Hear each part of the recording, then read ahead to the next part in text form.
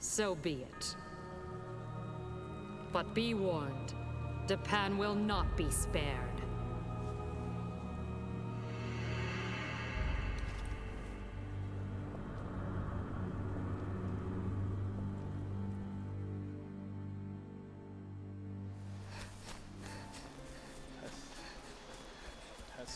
Okay. Are you good? I can hear, yeah. Okay, can you hear me? I can hear you. Can you hear me? I can hear you, yes. So we have Tide Ruglia playing Valkyrie Profile 2. The Yes. last run of the day, estimated at 2 hours and 30 minutes. Whenever you're ready, just count me down. We'll begin. Yeah, I guess before I begin, just get a little forward. So, I haven't run this game in I think about a year, and I only got notice that I was gonna sub in about 2 days ago. Let's go. So I practiced everything I could within that time frame, but if I'm a little shaky on something, just bear with me. But otherwise, yeah, this is Valkyrie Profile 2, so if you play the first Valkyrie Profile, you kind of know what to expect. If not, it's a mixture of action, kind of platforming and RPGs elements together. So I guess whenever you're ready. Yep, count me down. All right. So 3, 2, 1, let's go. So yeah, what can I say about this game? This game, as a run, it's really complicated and it's really hard. And I play a lot of games, or speedrun a lot of games that can kill me. So when I say this game is hard, it's not easy.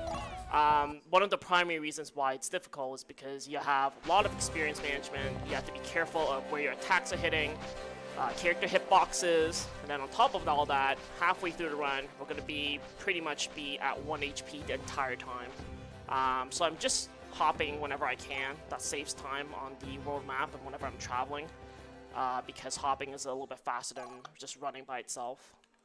So we're going to head to the first dungeon, and again, this game has a lot of complications. So first of all, when I get into this first dungeon area, there's 2 things I'm going to be looking for. I'm going to be looking for what my the starting Iharia's joining level is, Mithra, and I'm also going to be paying attention to which Iharia joins me. So I'm gonna skip the tutorial because this tutorial literally takes like 5 minutes. Stick to the battle because line. there's so much that they cover within the 5 minutes, and then it's like, okay, you're on your own. So yeah, there's some you might be aware of, like some fighting game elements. You can juggle enemies, you can hit them. There's a bar at the bottom that's called your action meter. That shows how many AP you have, and each action you perform consumes a certain number of AP. There's also a bar on the right called the treasure gauge, and the fuller that is, the more experience you get, and the better loot that you get for fighting battles, and that will become actually pretty crucial in the first boss. Wow, okay. This game is not having it. Come on. That has not happened. If we hesitate, we're done for. So, in battles, I have to be careful. I don't want to get into encounters later on. For now, it's okay. Have to take a range You can check. see the Maybe yellow next borders. time, okay? That's the escape zone. When I get into an encounter, in order to escape, I have to step into the escape zone. So encounters in this game cost a lot of time and are very, very dangerous later on. So, the protagonist, Alicia, can shoot photons from her fingertips. When a photon hits an enemy, it freezes them in place. If you hit a frozen enemy with another photon, you will swap positions with them. If you hold down the jump button, then you will actually jump up into the air as you're coming out of a photon swap. So a lot of these swaps that I'm doing, they look like, you know, wow, like how is he doing these? But it's kind of like your plan. You know where the photons should be going. So like I said, I have to be aware of which Iharia I'm recruiting, which I'll get into in a second. We'll find out once I get to the save point before the boss in this area. And I have to be aware of what level my Mithra joins at. If my Mithra joins at level 2, it gets more complicated because I have to release Mithra by, like, before I leave this area again. So I really don't have much time. The release level in this game, what that means is when you level up Iharia far enough, they will have enough experience that you can basically send them away, and they will give you items. So having those items are usually really powerful, but the way... Okay, I got cried. That's good. So the items that you get in this game, or sorry, the release level is whatever the join level is +5. So you actually want Mithra to join at a lower level because that reduces his experience requirement in order to reach the required release level. If he joins at level 2, you have to do some weird, like, juggle malarkey strats in order to get him to level 7, and it's just slower overall. So I really want a level 1 Mithra, but we'll find out soon enough if we have one. And I'm thinking of a later area, so let's keep moving.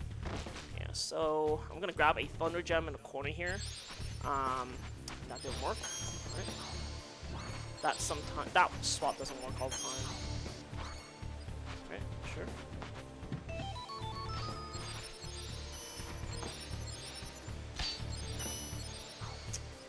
And the photon physics in this game are really awful. Like, you won't notice it when you're playing casually, but if I'm trying to do swaps properly, sometimes they will not hit things and be off by like a pixel, like that. Then I have to travel the long way, and sometimes it's really annoying later on, because the enemies are... If I run into them, they're just gonna kill me.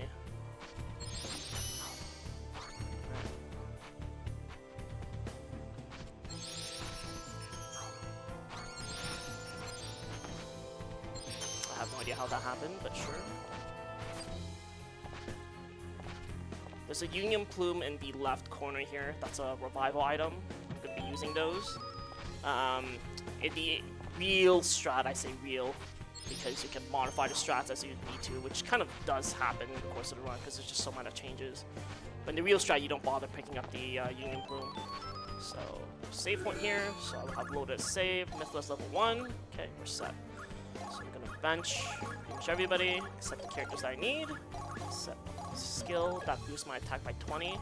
Then I'm going to change the attacks, the type of attacks I'll be using. Particularly I'm going to be using Sweep Dive, because Sweep Dive has a very high attack multiplier. Same with Absolute Strike. They're both 1.8, I believe. And what that means is that the attack will basically do 80% more damage than like your other attacks. So AP in this game, because it's a shared pool, you really want to be using it on attacks that are effective. And because experience focuses, I've removed Alicia and Rufus from the party, because they're not going to be very useful if I have my characters at the right level. It's kind of tricky to sort here. Alright, sick. That's actually kind of bad, because every single time enemies and yourself take action, you consume points on the action gauge. And if the points go too low, then they'll start consuming... Or sorry, if you take too long for these fights, they'll take points from the treasure gauge. And I really need the treasure gauge to be full in order to have Mythra at the correct level. But it looks like this game's not giving me a time of the day today. So I'm going to have to do some weird stuff to try to make this work. And that's already not a good sign.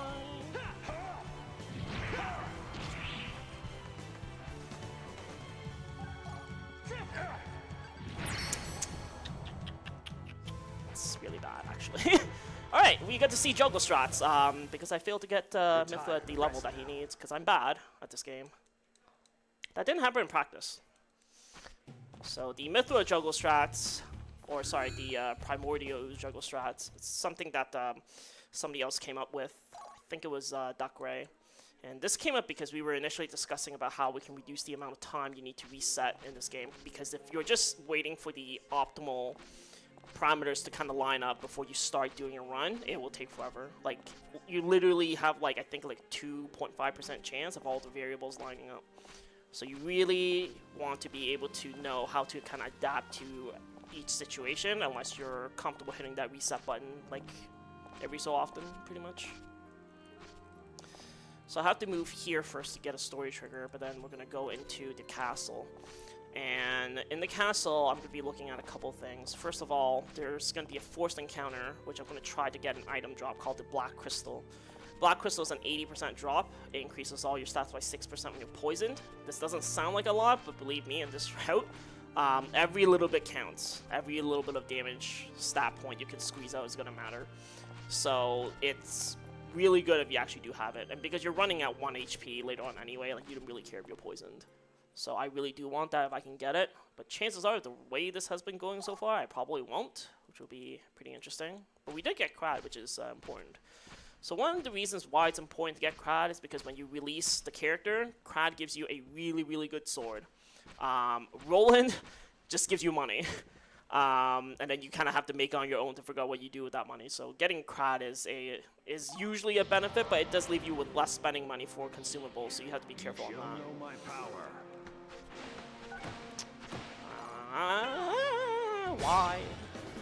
Alright, I already messed up. This is going spectacularly. Alright, get hit.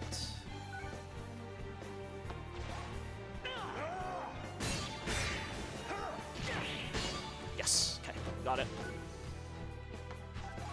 So this is taking a little bit longer than I want, but it's fine. Again, you're seeing enemies right now, they're not doing a lot of damage. That's gonna change pretty soon.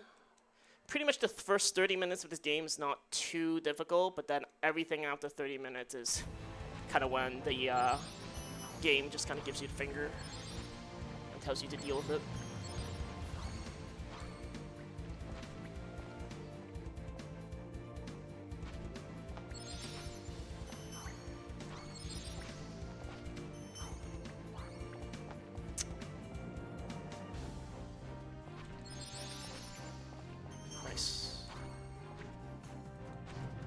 So there's an item here in the top of the chandelier called the double check. Double check gives me double experience and double the money. The main thing I'm looking for is the double experience. But in order to get there, we have to move this enemy on top of the lid of the treasure chest.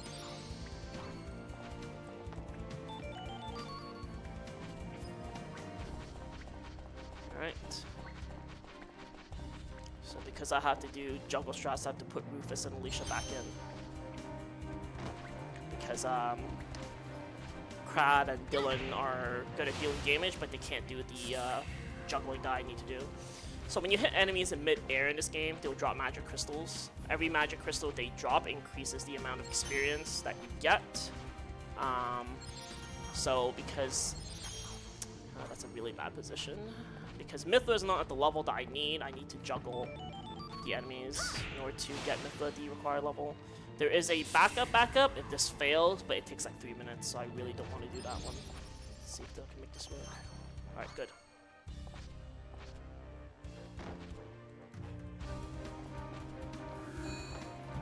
That weapon's going to become important later on.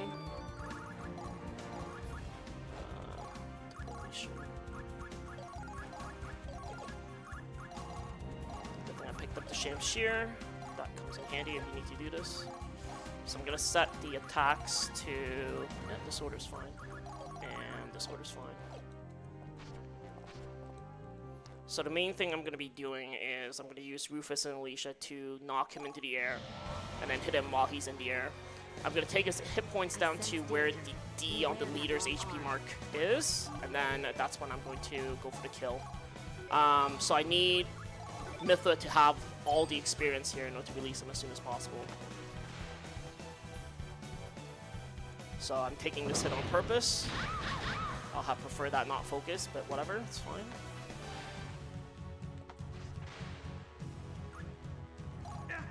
Oops, attacked too early.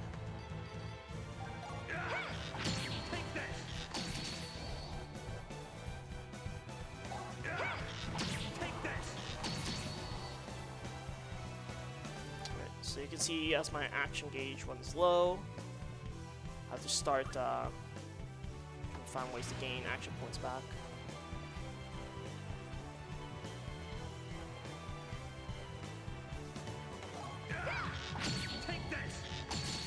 You can see the crystals dropping all the guy.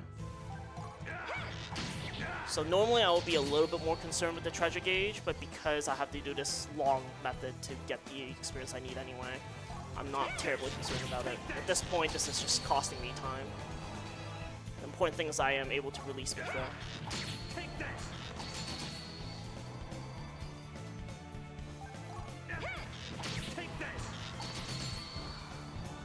Right.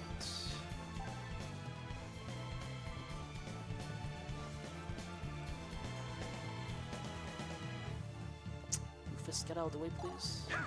Just have a little bit more to go.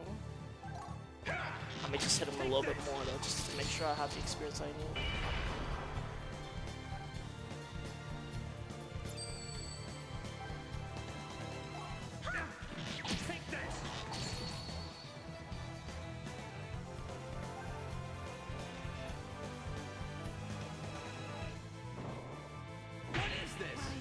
Has come to this. Alright. That's enough.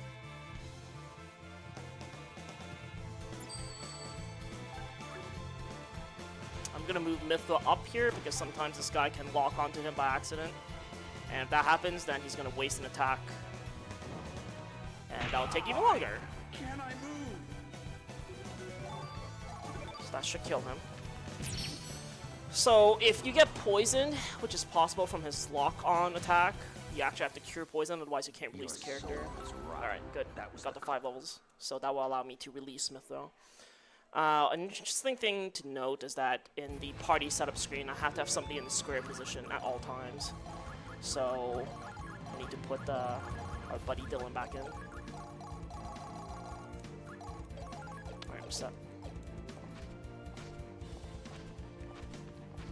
So that took a little bit longer than I want, for sure, but the important thing is, again, you want to release Mithra before you get out of the forest you're in at the very beginning, because if you don't release him, you have to level him up and then come back.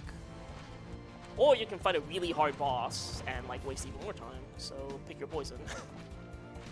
It's kind of the lesser of two evils, so to speak. So you can get Roland, like I mentioned earlier. If you get Roland, you can pick up the sword that Crystal drop, but because we have crowd, I'm not going to grab it. I mean, I can sell it for money. I probably will, actually, now that I think about it. I should do that. You actually need the sword in the fastest strat if you have Roland, but the fastest strat with Roland is, like, crazy. Like, I did it at Limit Break, and I didn't think I was going to be able to do it. Yes! So, we're not doing it.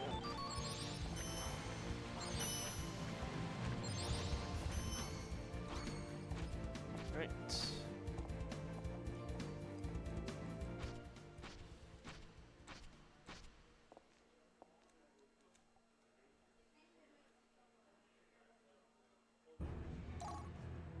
Alright, so we got Lazar in the party.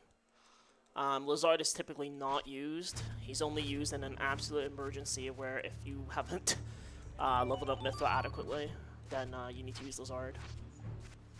So Mithra gives us an item called the Holy Water of Mithra. As well, when you release Einherja in this game, they'll give you some stat up items, which will definitely come in handy later on. Holy Water Mithra is actually really important because we use it to one-shot a otherwise really hard boss. It's actually part of the reason why the first 30 minutes is not terrible. But everything after the first 30 minutes of this game is in wild adventure. So for those of you keeping track at home, you can count how many times I end up dying. Because I assure you, it's going to be fun.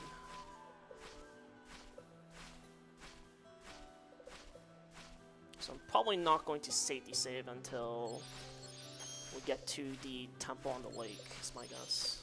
Like, the chances of dying in that fight are really small, but it can happen. And I haven't saved yet in this run, so...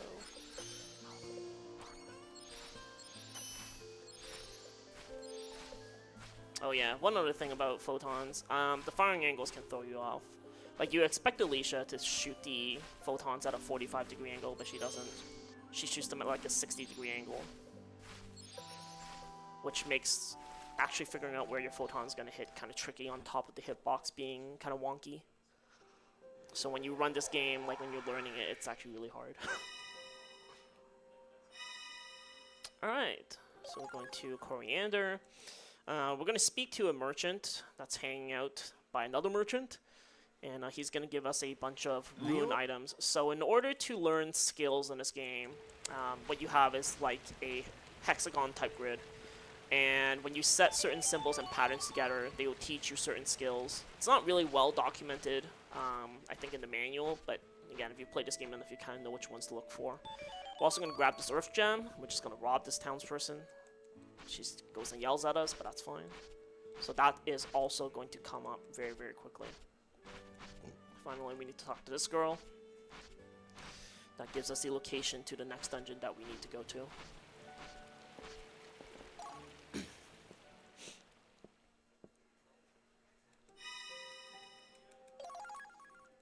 Alright. So,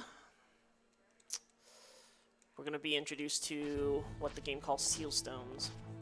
So seal stones are basically kind of field effects. They will apply to yourself or to all the enemies in the area while the seal stone is active. So in this case, these little flashy points in the top left, if you're looking at the mini-map, that's an indication that there's a seal stone there. So this one in particular doesn't do anything, but these will become important. We mainly use only one because in the course of the run, you're just not fighting like any encounters if you don't have to. So you never have enough crystals other than getting the very first one, which is at the end of this dungeon. Alright, let's see if I can do this trick. So this trick is actually kind of hard.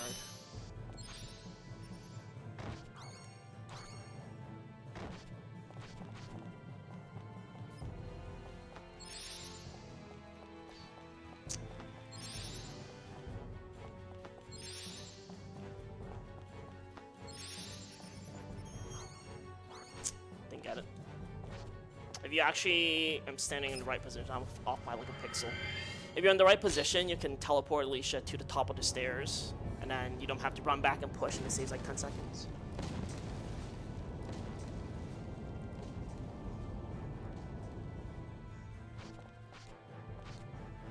Alright, then we're going to get 2 other characters, but in this particular route, we're not going to use them. If I had time to review everything, I probably wouldn't have minded if I got rolling, but because I didn't, and all my practice run, I only had Crad, so I had to make a safety save in advance just for Crad, so we're not going to be using the other characters, which is fine.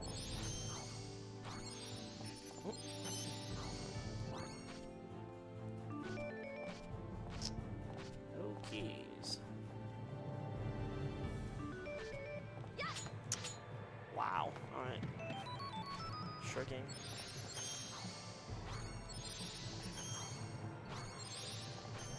Nice. I usually never get that entire sequence properly. Alright, and then these grayed out rooms are what they call Divinity Voids. So Divinity Voids prevent you from shooting photons. And it's a lot more annoying than you think, because all the enemies are conveniently placed in areas that are very difficult to hot jump across. So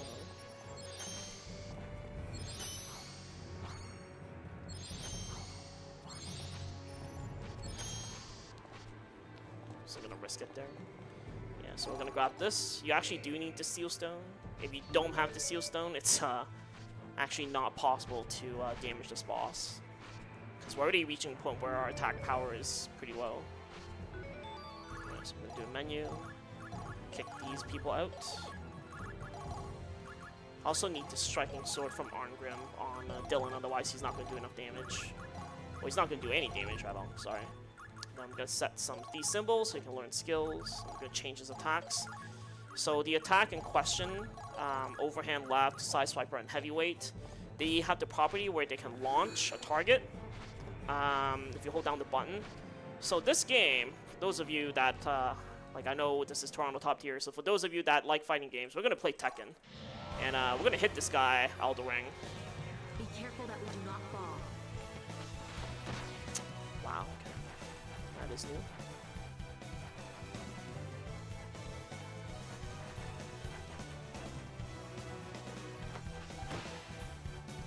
Bad. Mokato, it's fine.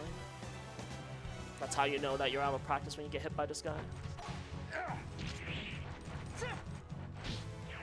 Alright, he's gone. So you can get launched out of the ring too by that wing attack.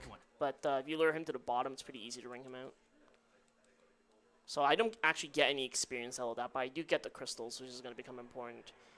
Because I need 150 crystals to restore the seal stone that I'm holding.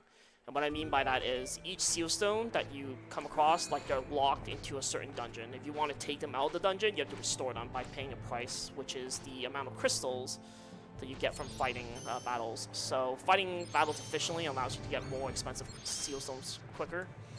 And seal stones are like a really, really big part of this game. They're what allows you to do like really, really strong amounts of damage. So it's pretty ideal to have it. And this guy likes to troll me. It's also why you don't fight the enemies until you come back. Because if they decide to be trolls like this, then you got everything made. So that Earth Gem we picked up one-shots this guy because he's weak to it. And we got a great Eagle Heart, of course. Why not? which is actually really good. Great Eagle Heart increases attack power by 15%. It doesn't stack, but it's still really good. Like, it's one of the best attack resources that you're gonna get in the course of this run, if you get it.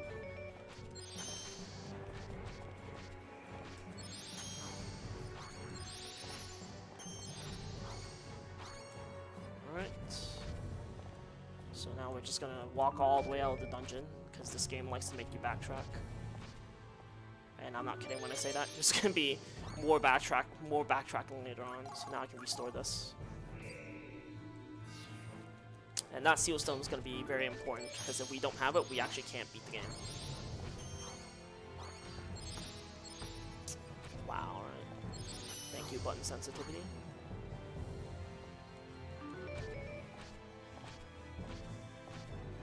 Okay.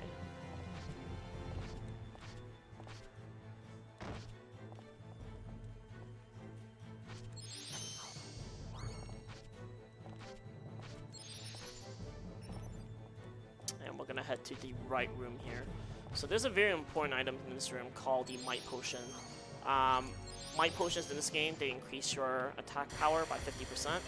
It's actually a lot more potent than it sounds, because VP2 is not a game about just raw numbers. It's a game about building up your multipliers so that when you hit the enemy, they like just die, pretty much. So right now, like, we don't really have a lot of attack power and a lot of multipliers, but as we progress, that's going to change.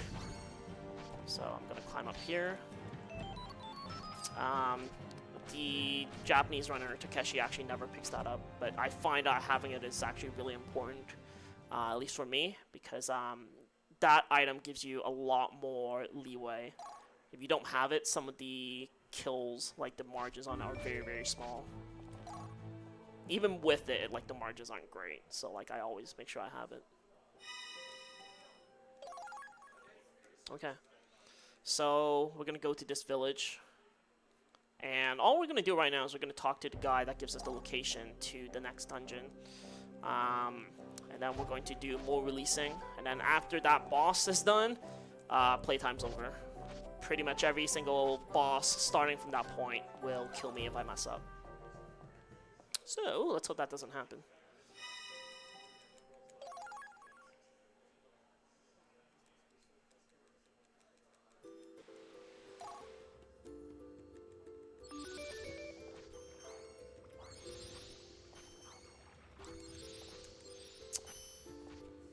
That can happen.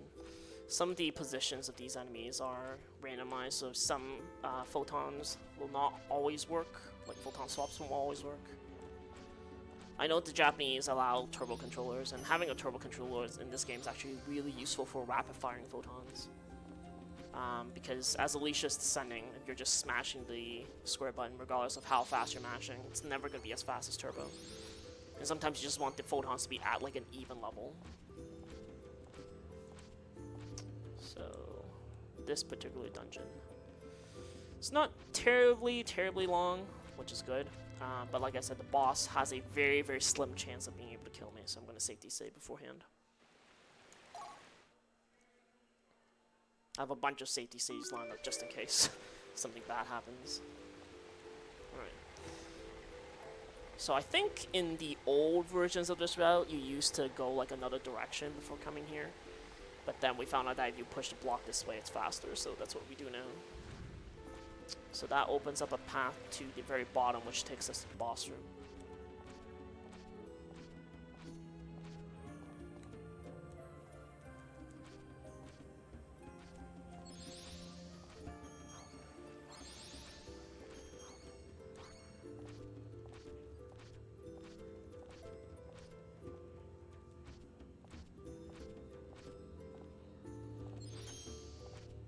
I always freeze that guy just in case. Like, you can pretty safely hop over him, but like encounters at this point, if you run to them, they'll just kill you.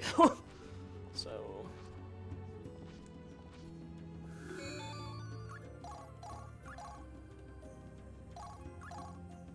let's make a save here, just in case.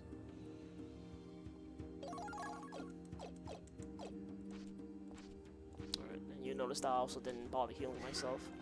So remember that bottle of the holy water of Mithra that we got from releasing our boy Mithra like 20 minutes ago? So we're gonna use it on this particular boss. I think this boss actually has exactly 10,000 HP, at least on normal. So you can actually play increased difficulties of this game if you keep beating it. The controls for the floodgate lie further within. Yeah, so this is like the good pattern where you can just walk down. So sometimes he would do a line attack, and I haven't really talked about it, but you can do what the game calls like a dash. So when you press the trigger button, your characters will pretty much take like a big step. And when they take that step, like any attack zones you're crossing, those red areas that you see on the ground, you can pass through those safely. So that allows you to kind of avoid enemy attacks, but it costs 15 AP to do. So if he uses that line attack and you do your dash, and then he moves a lot faster than you think for how fast he spins around. And he can lock onto your position and then hit you, and then you die, pretty much. It's very, very rare though, because you pretty much don't need to do much in that fight. Just throw the bottle at him and then he dies. So we picked up the item after that boss fight called the Divine Time Giver. So Divine Time Giver is this game's way of saying, hey, you shouldn't button mash. What that allows us does, if you play the first Valkyrie profile or you've played this game, what it allows you to do is instead of just having 3 attacks, it allows you to loop your attacks back. So say you have 3 attacks, you go 1, 2, 3. If you didn't have the Divine Time Giver, you would not be able to attack after your 3rd attack. But with the Divine Time Giver, what happens is it loops back to attack 1. So this is actually really useful because it allows you to use your strongest attacks all the time. The caveat is that every single time you go through a revolution, the AP cost of the attack doubles. So it's kind of a way of saying, you know, you should be careful and not just mash buttons, because otherwise you'll use up all your AP. That's kind of how they prevent you from mashing buttons in this game. But if you know how to use it, it's really powerful because you can just use your best characters, use their best attacks. You don't need to use junky attacks and use up AP. That doesn't do anything. So coming back here, after you explored the dungeon, talking to that guy again, he gives you a prism crystal. And again, we need that item for like another boss, and I just went to the tavern. I'm not supposed to go there. Yeah, so the prism crystal will come up pretty soon. In this shop, if you have Roland, there's an option of buying a bunch of other stuff, but for our purposes, the only thing I need to get is the map. But the map is important because it allows you to travel between different quadrants of the world map without having to go through like a transition section. So we're going to talk to our boy Krad now, and he's going to give us the Kradicator, which is a really powerful sword, and it will help for the next couple of boss fights for sure. So after doing all that, we can leave. And we'll go to this other village. And we're going to do one of the very few shopping sessions that we do in this game. And I'm going to sell a bunch of stuff to buy some safety items. So, I'm going to talk to this guy. That tells us where the next dungeon is. And we're going to talk to him. So the main thing I need to buy in this route are barrel bracelets. These items here. And of course, you always buy the bronze Silmeria and the red cherry in every route. So those are runes that I need to learn certain skills. That's the only reason why I get them. So I don't need this, I don't need this. And I think I'm okay. I'm going to sell everything I have, pretty much. I'm going to sell the Sam Shear. I'm going to sell one of these. I'm going to sell Misha's robe. Then I'm also going to sell... Let's see, where is it? Sell this, I don't need it. Sell the Hildrey's sword, antique pendant. Then I'm going to use those to buy a bunch of items that I need, mainly consumables. These are just really for safety. I'm going to buy an extra barrel bracelet again just in case, but then the rest of my funds are going to go towards buying safety items. And I'll talk about each of these as they come up, but just know that what I'm buying right now isn't because it's for the fun of it, it's because I may actually need these later on. Alright. And I have 50 bucks left. And then we're good to go.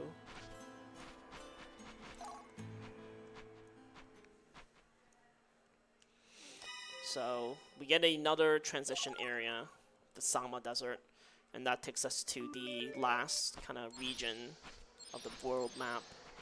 And nice. So usually in this area, if you do these little short hops and then you fire a photon, There's a very good chance you'll hit something like that. Alright, cool. We cannot expect to win this. Let's hope I don't die. So where's the escape zone? It's up there. Yeah, so as you can see, I have very, very little HP. And if anything hits me, I'm gonna get It's foolish to wrecked. take risks without cause. So I really don't want to fight any encounters. Thank you.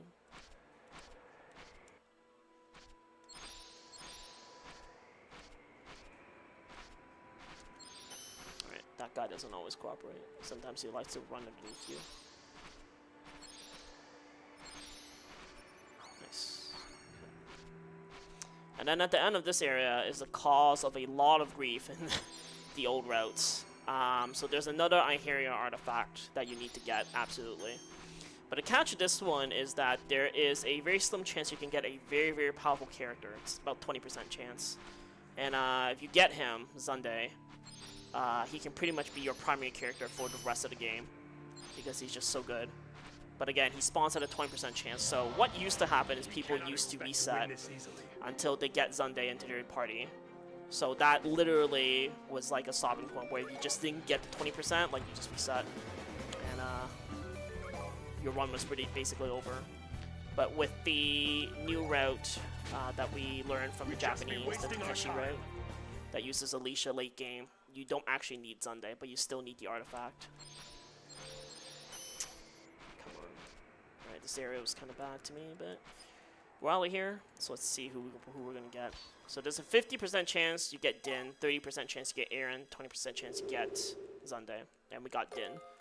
Din's the worst of the options, so obviously he appears the most often. Alicia, please. Okay, so this is kind of the first point in the game where the difficulty spikes up a lot. It's actually really difficult. I'm actually going to safety save here just in case I die from doing the platforming. I shouldn't because it didn't happen in practice, but it can. And then I'm going to safety save before we get to the boss again, because the boss can also kill me. So Zert's Volcano. The main problem in this area is there's a boss, and he's really, really hard. Like I said, there is a method that you can use with Roland that kills him pretty quickly, but that method, you have to do like this crazy combo, and like if you miss even like a single hit, you're pretty much dead. So I didn't really get a chance to practice that because both my practice run was Crad, so we're not doing that. But even with Crad, this battle is not easy. So there's two parts to this fight. And each of the fights, like, he can just wreck you, pretty much. Like, he deals way too much damage, and you have just no HP at all, because we haven't been doing any fighting. So, let's hope that he's kind to us on this run. I have to hit this artifact over here. I don't actually use this Iheria, but they're just around for filler, pretty much. At the end of the game, though, we release them for stat boosting items, so it's not like they're completely useless.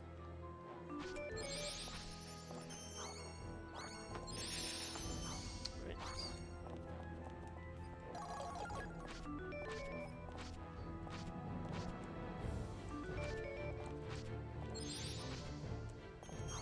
Nice. So that swap also doesn't always happen. Sometimes you have to jump on top of the enemy and then do a long jump.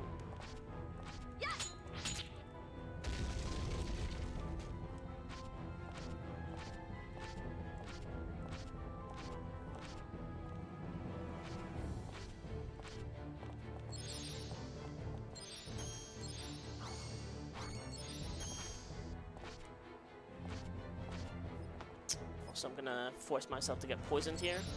So if you don't have the Black Crystal, there's no point in doing this.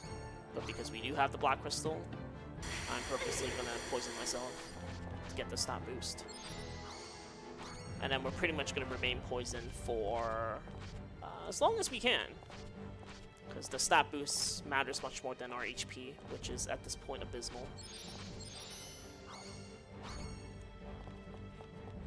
So this bridge, if you jump on it, it'll actually break apart, and then you have to go through a really difficult area to just traverse back up. So there's a way to do that room, like you saw just now, where you don't have to do much. And it's a lot safer. Alright.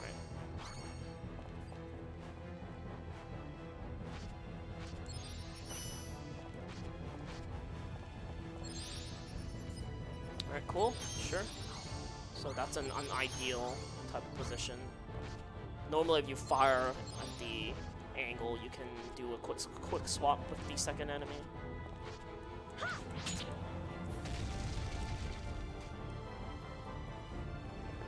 Okay, so we're at the boss area now. I'm gonna rearrange some of the seal stones to give ourselves a benefit. In particular, there's a seal stone on the ground called the Achromatic Law that reduces elemental resistance to 0%. And in this game, elemental resistance is like really, really good. In particular for this boss, we do it because that prism crystal we picked up, we're going to use it on him. And it just makes things a little bit easier for us. There's also a might potion in this corner, which we're going to grab.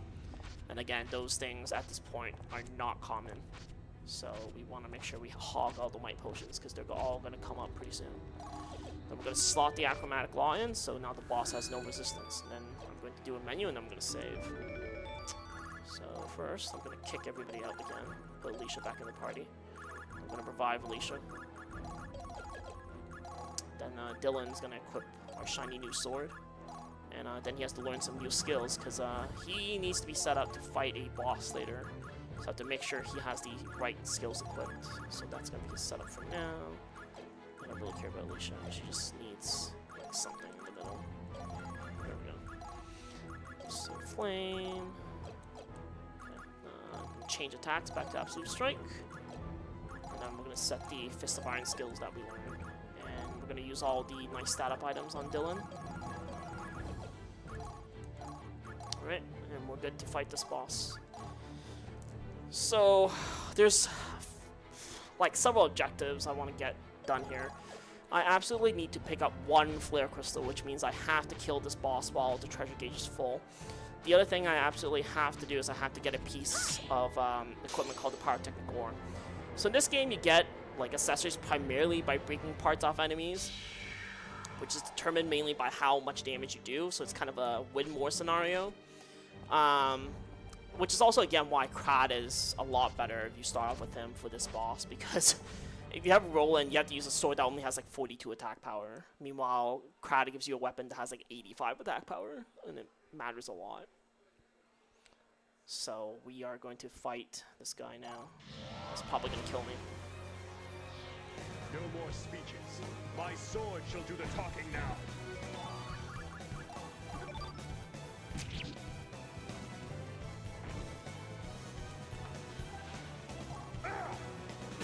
Alright, got it. Now I'm going to try to circle around him. Go behind him. So when I attack people in the back, I do not only 50% more damage, but they have no evade. One of the things this boss can do is he can troll you by dodging and then counterattacking, killing Dylan, which is why you have Alicia kind of there as a pocket medic. So if he ends up dying, you can use Alicia to res Dylan. It does make the later part of the game slightly more difficult because Dylan ends up being like 2 levels under, so he has less stats. But it makes this fight safer, and this fight's really dangerous. Like, I don't even really know how to explain it other than, like, it's just not a fun fight. There's too many ways to die. So I'm gonna wait for the menu to drop. So the overdrive decreases AP cost by 20, and that's gonna come up because Dylan's gonna have to go all ham on this guy.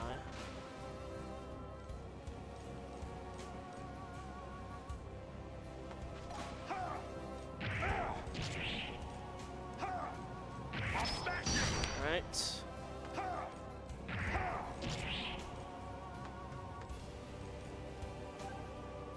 So this attack, Flame Shower, is like the primary reason why, like, you game over. Like it just has like this enormous range. And like if you don't do the safety strat and you don't one round him, like he just will almost always use it and then you die. And then you're a sad panda. So I didn't get the second Flare Crystal, but this is still pretty good because we didn't die to him. Like if you're doing Roland, like there's a way that you can get 2 flare crystals. And if you're doing Crad, like, there's a way to get 2 flare crystals too. So getting only 1 is like kind of not great, but it allows you to still continue to run. If you don't have a flare crystal at this point, like, you can't continue. So it's a really hard fight because not only are you timed, but pretty much anything, if you make a mistake, the game just punishes you for it, and then you die. Restart your run. So we're gonna head out here now. And luckily the way out is a little bit better than the way in. So that's the one benefit of leaving this place. You don't have to worry as much. That doesn't always work. It does sometimes. Always better to go for it.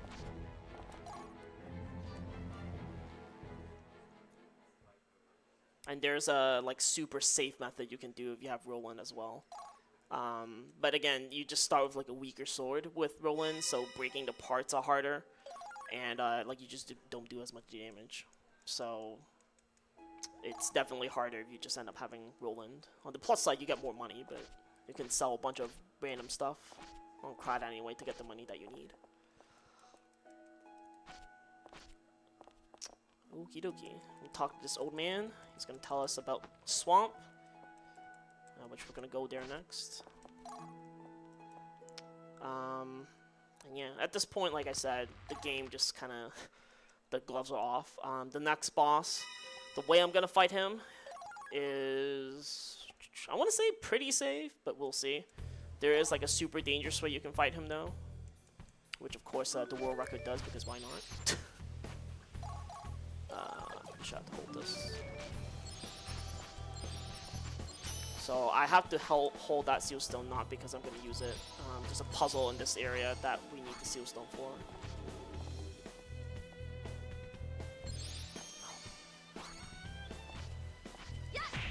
So these pillars are actually lightning rods, so when you break them, lightning in this dungeon will start to home in on your character. So you don't want to break those unless you know where you're going. Since we do though, we're going to break them, because we don't need them.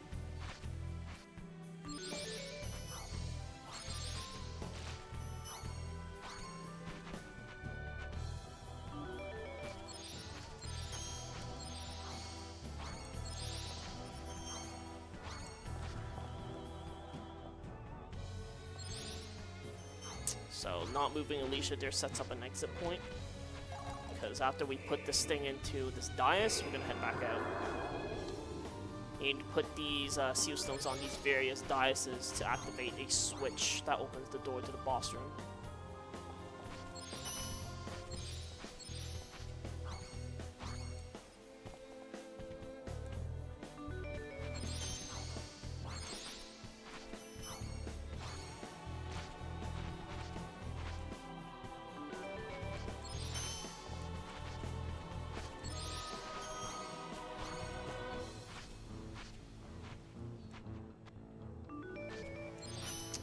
Ran into, that would be bad. And like I said earlier, at this point, all the random enemies can pretty much kill me, so I have to be kind of careful, not get too reckless.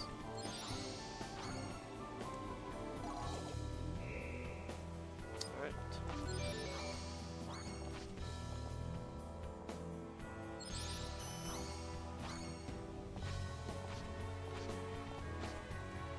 So we're gonna put this new seal stone we got on this other dais that we just kind of went by. And that's actually going to turn everything into poison, which, by the way, is also why I haven't healed poison yet. Because if I heal poison and then I step into the water, I'm going to poison myself again. So there's no point.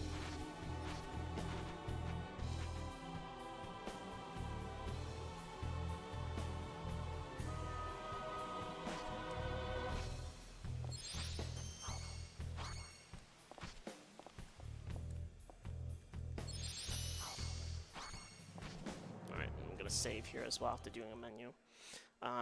Again, this boss also has a chance of killing me if I mess up. There's a very, very specific spot you can stand next to this particular boss, and it's a blind spot. So none of his attacks until he drops below 50 HP can hit it. So we're going to stand there, we're going to chip him down. And I haven't really talked about like body kills or anything like that at this point, because they haven't come out yet. But if you do enough damage to a certain body part, you can actually do critical damage, and that will break off the part in question. And if that part is a vital body part, it instantly one-shots the boss. Okay, good. Let's give this a go. So, in particular, this boss, Hydra, his vital body part is his body. And if you do, I believe it's 7,500 damage, that will one-shot him. And I'm slow there. So if you do a vital parts kill, that allows you to kill the enemies without having to do as much as they have HP, which is nice. We do abuse that several times in this run because it's faster to kill them that way, but it's tricky because it relies on hitting the right part. So the hitboxes in this game is really wonky, so sometimes it just doesn't cooperate with you.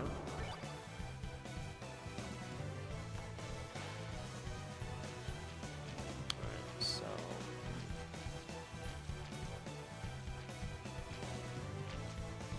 try not to get killed here.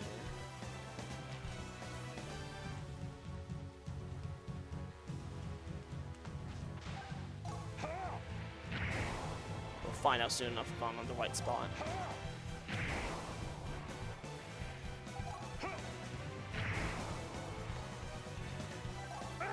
I need to do at least 600 damage a hit. And as you can see, because I have the stronger sword, Krad is doing like Dylan's doing like 700 damage. So this makes this a lot easier. The goal of this is not only to kill him, but you want to pick up an item called the Fairy Tincture normally. But again, that doesn't always happen.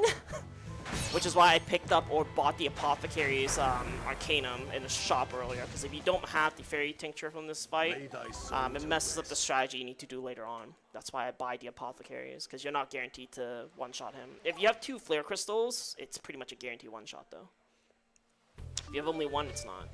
I took too long walking around trying to get into his blind spot. That's why.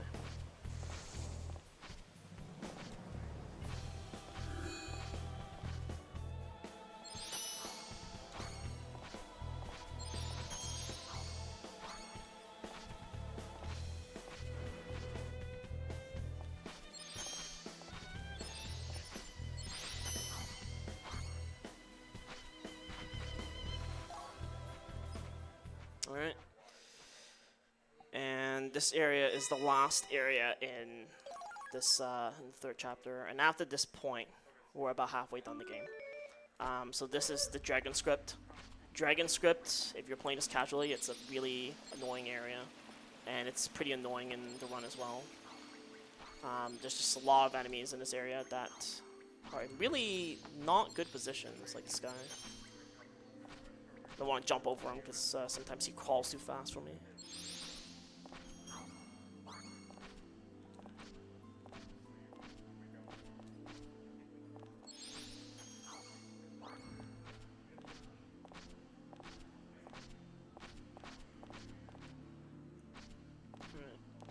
And the platforming, because of all these like random platforms up in the air and stuff like that, and the roof, and then flying enemies, can get kind of tricky.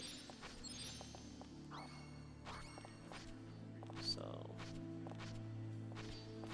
hope I don't get stuck in the infinite.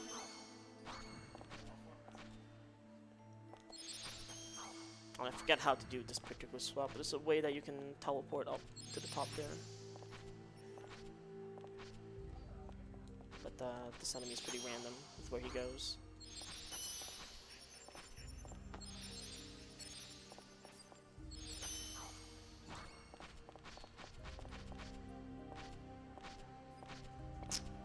So that's just kind of the transition area. This is the actual dungeon.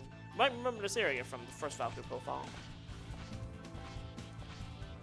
So this dungeon is operated by a series of different colored or painted stones. The way to always remember where to go is to just hit down twice after you get the first one, except for the last door. But otherwise, that always gets you into the right area that you need to be.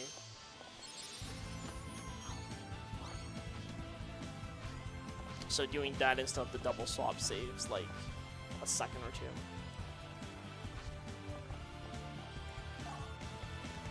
I'm gonna save after this boss as well.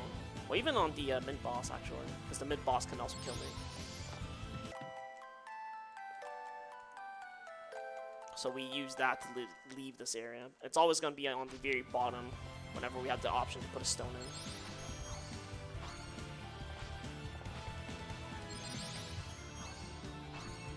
So in the old versions of this route, we also used to actually find a random enemy here to pick up a rune item to learn a skill. But we don't do that anymore because there's a more efficient way of doing it. So this gives us another stone that we need. And then we're going to purposely screw up this puzzle, and it takes us to what we call the poison room. Again, the poison room is exactly as it sounds. When you're in it, you're poisoned. So again, if you're wondering why I haven't healed poison yet, this game likes to poison you, is what I'm trying to tell you. There's an item over here on the left called the charge break. You don't have to grab this item, but I find that it's like really useful for one of the bosses you have to fight later on. So I'm just going to grab it. What that does when you use the charge break is it instantly refills your action meter, but it costs you half your current HP. But since our HP again is so abysmal at this point, like I just don't care about the HP cost. It's pretty much like a free instant action gauge refill, as long as I have my my item use available. When you use an item in this game, in case it wasn't obvious, the command goes on cooldown, and you can't use it until it's refreshed, so...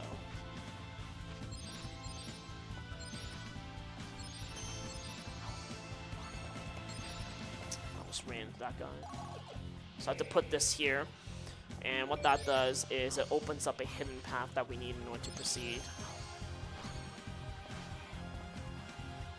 So that's just me setting up an escape point beforehand, but I kind of messed that up. Then we have to travel up here. There's a seal stone at the top called the Wrath of Forcefulness that we only use in this dungeon, but it's really good. So what it does is it increases your attack power by 300%, but at the cost of a chance of breaking your weapon 20% of the time. So we are actually going to go unarmed for the rest of this dungeon once we pick it up, which is why it's important that I have all the skills learned beforehand, because otherwise Dylan's just going to keep breaking swords that I may need. And of course, the other reason why it's important to have to go unarmed as well is because I don't want to break any important weapons. So we're gonna de-equip the Craticator at this point. Yeah, this looks right. And then I'm gonna set the skills that I already learned. Check my attacks. Good. I'm gonna save here again, just in case. There is a chance that I can die to these guys. So what you want to do is, obviously you want to hit them in the back, but if you hit them at a certain spot, there's a chance you can get a vital parts kill. The other thing that can happen is you can get a item drop called the Bloody Patch. It's a 40% chance, but what it does is it consumes your current HP to do 50% more damage. And it's really, really useful if you do get it, but you're not likely to get it, so the route's not going to build with that in mind.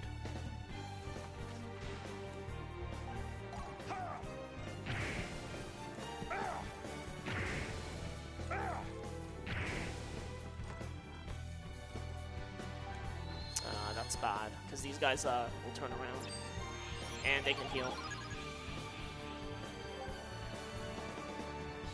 So, again, I have to make sure I'm actually hitting them in the back, and there's a chance that what can happen is I don't get the Might Potion. That would be really bad. So, if you direct assault these guys, which is what it's called when you fully kill the enemy with the full treasure gauge,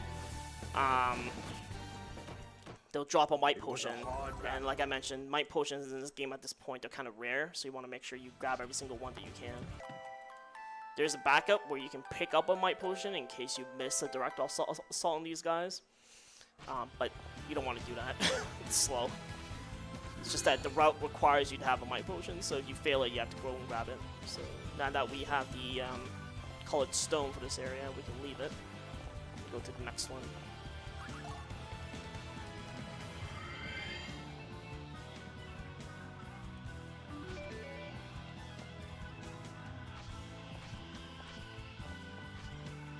So this area has these statues that we saw before, except this time they're moving. If you run into them, they automatically take you back to the poison room. And since we actually have to go through this area, we don't want to go to the poison room. We have to make sure we dodge them. The item I picked up in the corner is called the Tome of Alchemy, and what that does, it pretty much casts an instant death spell, and any targets that are vulnerable to it will get one-shotted. And they leave behind lots and lots of shiny crystals, but that's not really important at this point anymore, because we're never gonna have enough crystals to restore any more seal stones. That's what's the way this is routed. So we're gonna take the poison room at this point, so that we can get access to one of those statues, so we can get to our next location pretty quickly.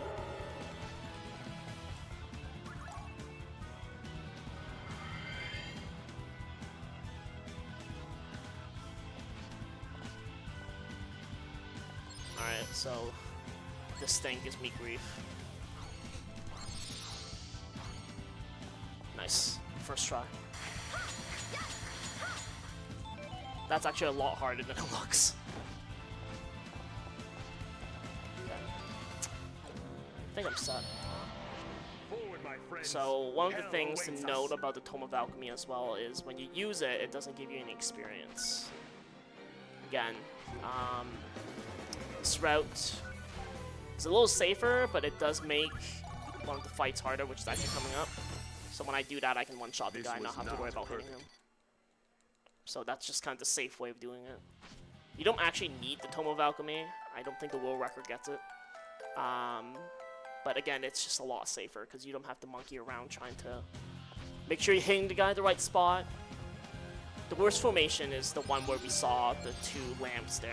Getting the 3 stalkers is actually the best one because they have short range attacks. Alright, and then we get to the boss room. So this is a pretty infamous part. If you've heard of this game being run, let me just make sure I set up my guy first. Properly set up, because we do need the power bangle I just picked up. Otherwise, the boss is impossible. Yeah, good. And again, I'm not going to heal poison, because this game loves poisoning me. So one of the reasons why this game is so frustrating to run is that I can have the absolute best run at this point. Perfect RNG, perfect execution, everything. But then we get to this part, and if I don't get the drop that I need, it's over. You can't beat the game. So the part in question is called the Dragon Rib. It's pretty infamous again if you've heard of this game or you've run this game. And the reason why the Dragon Rib is so good is because when you're in critical status, it gives you like a 60% like damage boost. And with the way multipliers work in this game and the way they stack, like that 60% makes a huge difference. And again, if you don't have it, like, it's just not possible to kill the bosses because it's a Trice game. Trice games, like, at pretty much starting midpoint, like, they'll have HP values that balloon to ridiculous figures. And the way you keep up is by building these multipliers so that when you hit the enemies, like, you do a lot of damage. So I absolutely have to get the Dragon Rib. I have a safety save prepared in case I don't, so we don't have to go through this entire process again. But trust me when I say that it's not a fun part of the game. That's actually really bad, because I take more damage from back attack.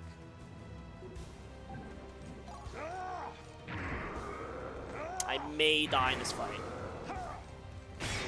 Normally, you're supposed to eat that in the front, and then you take less damage. So then if you get hit by this next attack, you don't die. But, yeah, about that. This one's good. So, that can happen in this game. You can die in this game. Surprise, you can die in this game.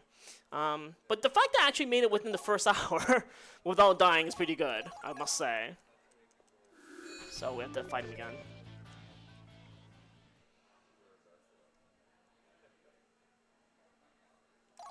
Let's see if it goes better this time. There is one attack he uses that's really, really fast that I have to be careful of.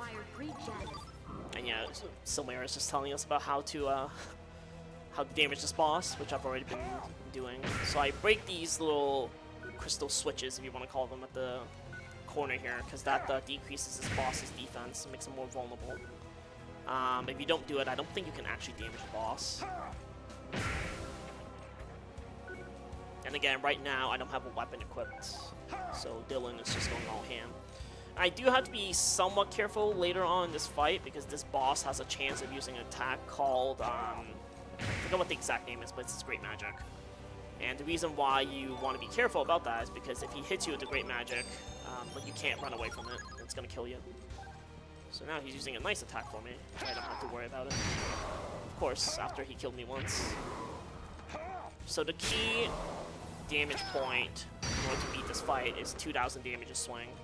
We're doing way more than that because I have lots of good accessories. Again, Great Eagle Heart and a Black Crystal do help out. If you just have Barrel Bracelets, like the damage is really exact. Then we got Dragon Rib. So yeah, and then you kill him, Vital Parts kill. So that prevents you from having to do the rest of the damage. And again, the hit area for that boss is very specific. You have to make sure you're hitting him in the center, which can be kind of tricky. Like if you're not aligned properly, it will think you're hitting its foot. And then you panic because you realize you're not hitting the right body part, and then you die pretty much. And unlike in the Evolver fight where you can use Pocket Alicia as a medic, you can't do that in this fight because of the Great Magic. It's gonna one-shot if he pulls it off. So the only way to make sure he doesn't use it is to do the Vital Parts kill, because he will guarantee use it, I think, if he's in critical condition, which is like 25% HP or lower. So I picked up the stone to get to the end of this area, but the other item I picked up is called the Dragon Armor. And I don't actually pick it up because of the defense, I pick it up because I need the rune color and the shape. So we're going to learn a skill for our characters called Solitary Struggle. And Solitary Struggle increases your stats. Basically, when other characters in your party are dead, you can't leave them empty slots. If you leave them as empty slots, you don't get the boost, which is weird, but that's what happens. So we need dead characters in our party, kind of like corpse fuel to make us stronger. And it's a really powerful skill because it's a 20% increase each time someone is dead. And that 60% stacks with the 60% on the Dragon Rib, stacks with your Seal Stone, stacks with your attack multipliers. So, again, it becomes pretty significant. Like, you don't think a single source in this game, like, it sounds, oh, you know, 50%, it's not that big. But when you start piling all the multipliers together, like, at the very end of the game, I think you're carrying around something like a 33% multiplier. So, like, pretty much you one-shot everything that you absolutely need to one-shot, which is good, because if you didn't, you'll be in so much trouble. And I forgot you have to do this.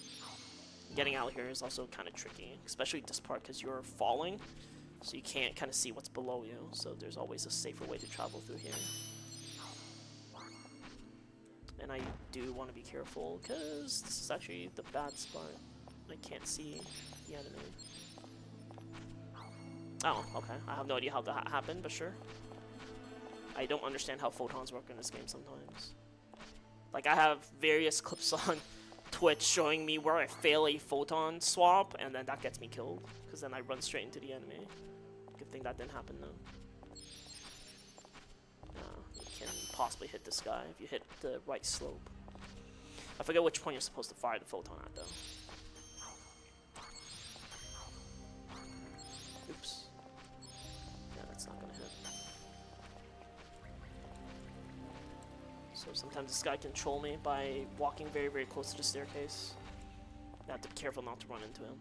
Especially, like, getting him, touching him with my back, because then it's a back attack and then I have no AP. Yeah, so we're about halfway done the game at this point. And then Chapter 4 is essentially a boss gauntlet. So expect more deaths to happen. Alright, so we get to this part. The plains again. So you can take the gorge. That's the path that opens up after you complete the dragon script and the Palace of the Veneratory Dragon. But you really want to go back here, which is the whole reason why you bought the map in the first place, because this allows you to go through an easier area. And if you touch an enemy by accident, you don't instantly die. Which if you go to the gorge, by the way, that can happen. Also, this area is only 3 screens. I think the gorge is like 4. So technically it's also shorter.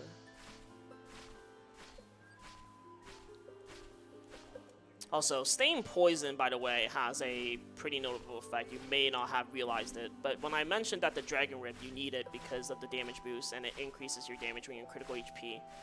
Being poisoned ensures that I have low HP, because the HP constantly drains as I'm moving.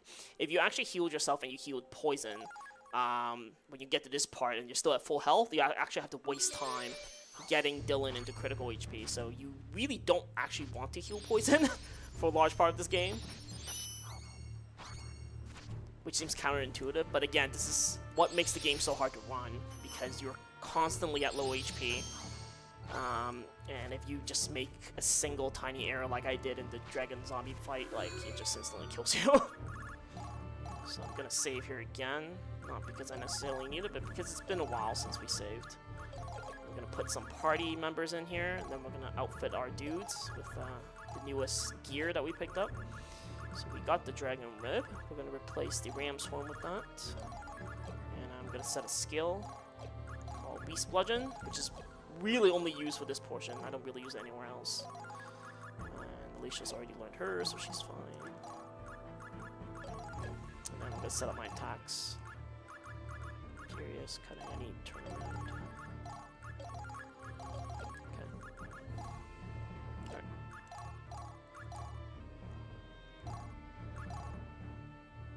So, what I need to do now is I need to pick up a item, or rather a drop, an accessory, that is what the game calls a green weakness rune, so it has a specific shape. There's 2 enemies in this area that can drop it.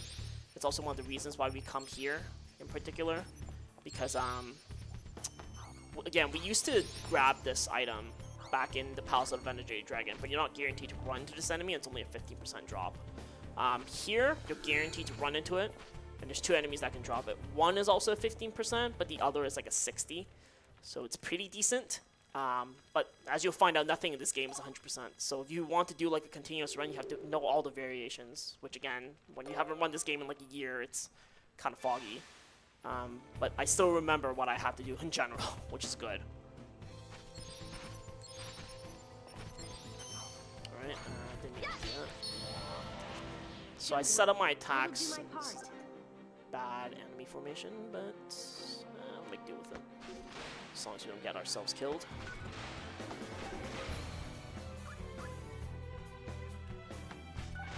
Alright, and then we're gonna ground bounce this guy, because this is apparently Marvel. And I didn't get anything. So we're gonna have to run back out.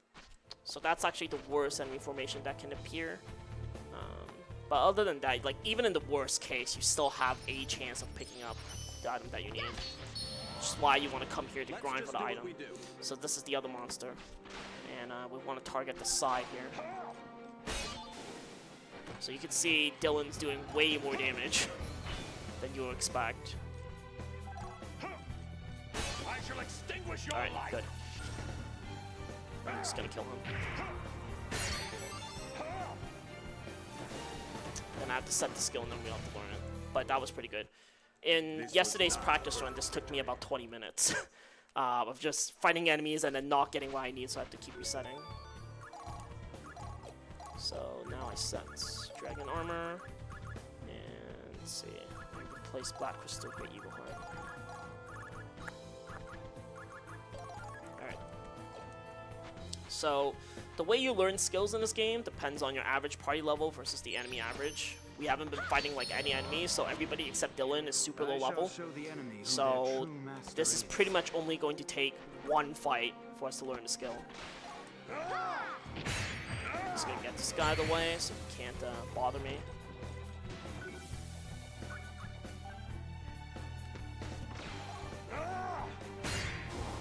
And again, you can see how much damage Dylan is doing, even just in a single hit.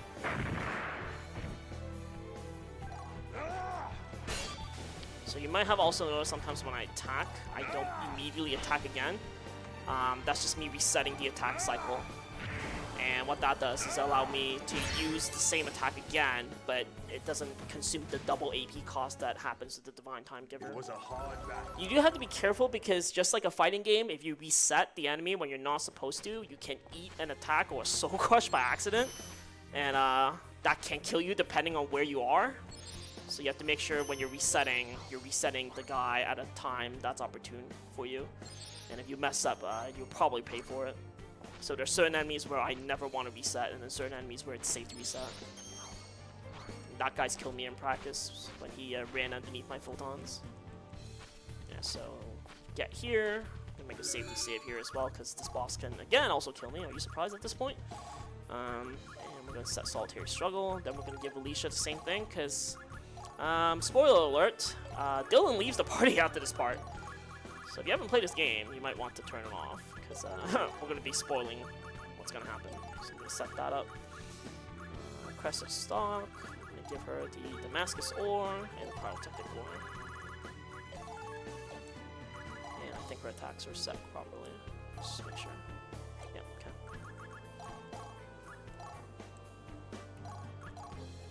Alright, so this fight, he's actually rather tricky. The reason for that is not only because he's kind of the first boss in this area that you don't have Zeustone for, but he has a variety of limit triggers and a variety of attack patterns that all look the same, but a couple of them, if you trigger them by accident, are going to kill you. In particular, I have to watch out for an attack called Aiming Wisp, because he will actually hit behind him if that happens. And let's just say I've died to that before, and it was a pretty Marvel-esque moment when that happened. So I'm going to drop a Light Potion.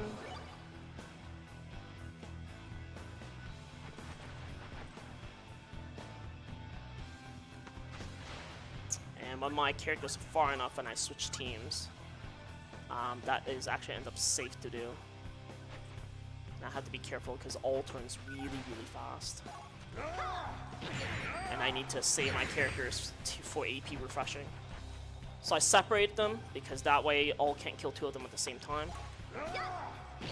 And I'm just spreading the distance out safely so that I can move my characters into its attack range when I need to. So this attack is safe, it's Dual Tusk. The one, again, I don't want to see is called Aiming Wisp. If I see Aiming Wisp when I trigger it by accident, it will get me killed.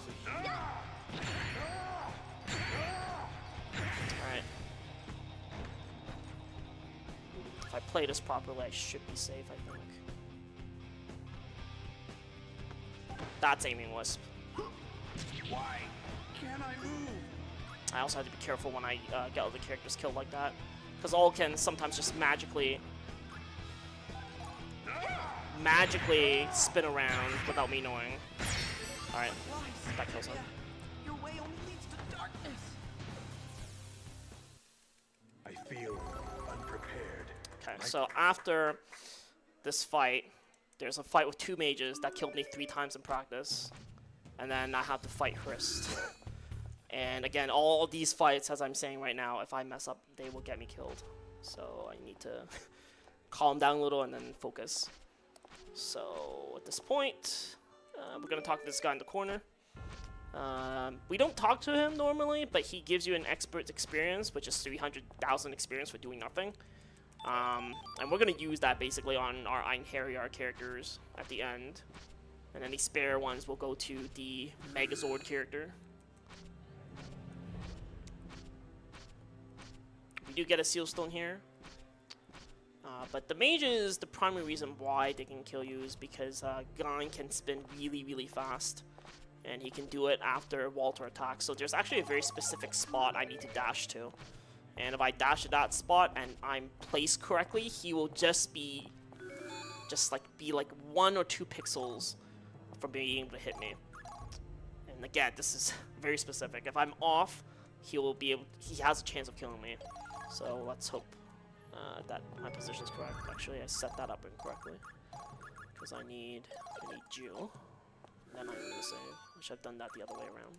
Whatever. By the way, the number of saves you have on a memory card affects how quickly it loads. So you'll notice that this one only has 1 save. The other memory card I have only has 2. So these are memory cards I have specifically prepared to play this game. If I use my practice memory card, it's gonna take like 5 minutes. Once the king is dead, it's over, so get out of my way!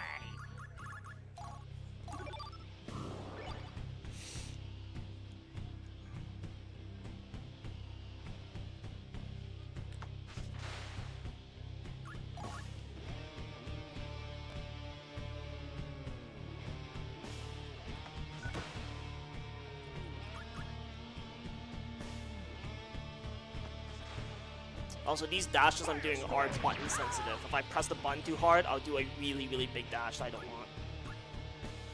And this attack, as you can see, if he spins around, he can actually reach me. So I have to be careful.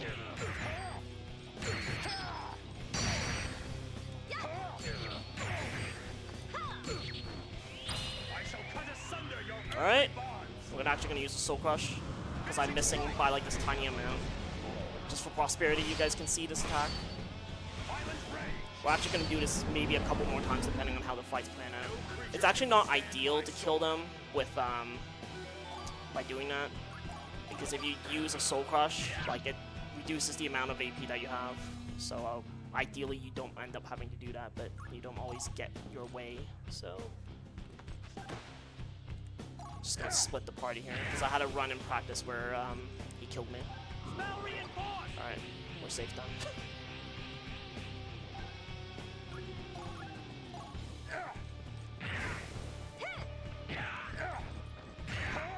I didn't juggle him properly, but whatever. He's dead. So he didn't kill me this time. This fight's normally not hard. Just you have to be very, very precise with that very, very second dash. If you're off by a little bit and he decides that he wants to kill you, he'll kill you. And it took me the longest time to realize that's why you did it too, by the way. It didn't happen until I saw the one time where I was spaced properly and he turned around to face me. And I'm like, oh, that's why you do it. Because he can't hit me now. Alright, and then we're on to Hrist. So normally you have 3 Might Potions if you manage to save up some of them, like the 2 Flare Crystals. If you had 2 Flare Crystals, you didn't have to use a Might Potion for Hydra. But because I suck, so I only have 2 coming in, so I have no Might Potions. This is where that Charge Break that I picked up comes in handy, because you can use it to kill Hrist pretty safely, but again, doesn't mean that you can get sloppy. I think there's a save point up above, so we're gonna save up there. There's like 3 save points in this area for some reason.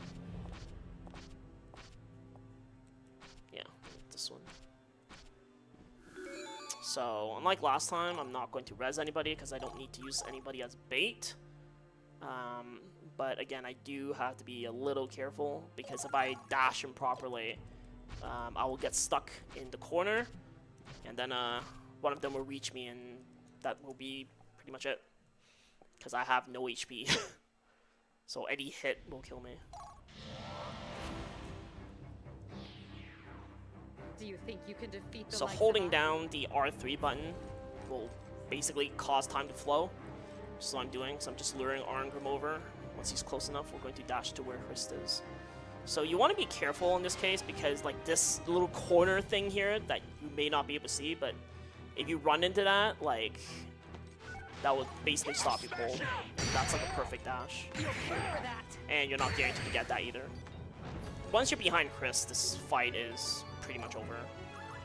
But getting behind her is tough because sometimes she'll place herself in a position where it's not safe to really dive behind her. And of course, she has eyes in the back of her head, because why not? Alright. So, that is that. That is chapter 4. So now we're on to kind of the next longest chapter after chapter 3, which is the one where we go to the realm of the gods. So, on to chapter 5. You do a lot of backtracking in this game. I don't know why. I guess because Tri's decided that, hey, we designed these areas pretty well, we want you to explore them. So you kind of have to go back and forth to those areas. So those chests I picked up are just expert experiences.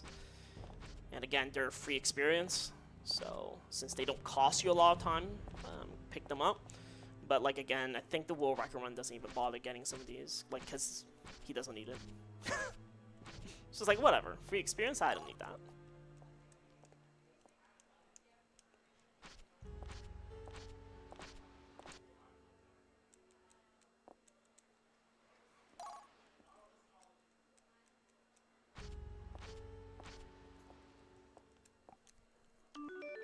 Alright, and there's a save point in the other room, which I'm going to use. Because getting out the cave again, if I run into an enemy, I'm going to get killed. Save here.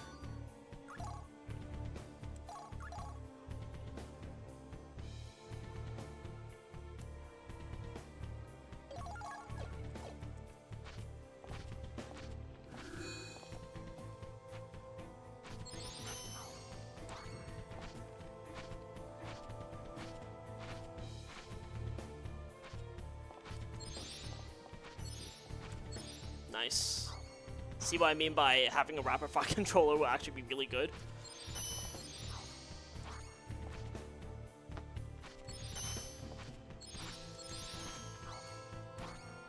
Alright, I'm going to... Oh, I didn't examine that artifact, good. I forget. Because this part of the game, you don't have Silmeria's consciousness within Alicia, you can't get access to UI Harrier. And unfortunately in Alicia Red, you do actually need that artifact. Nice. Started my jump too early.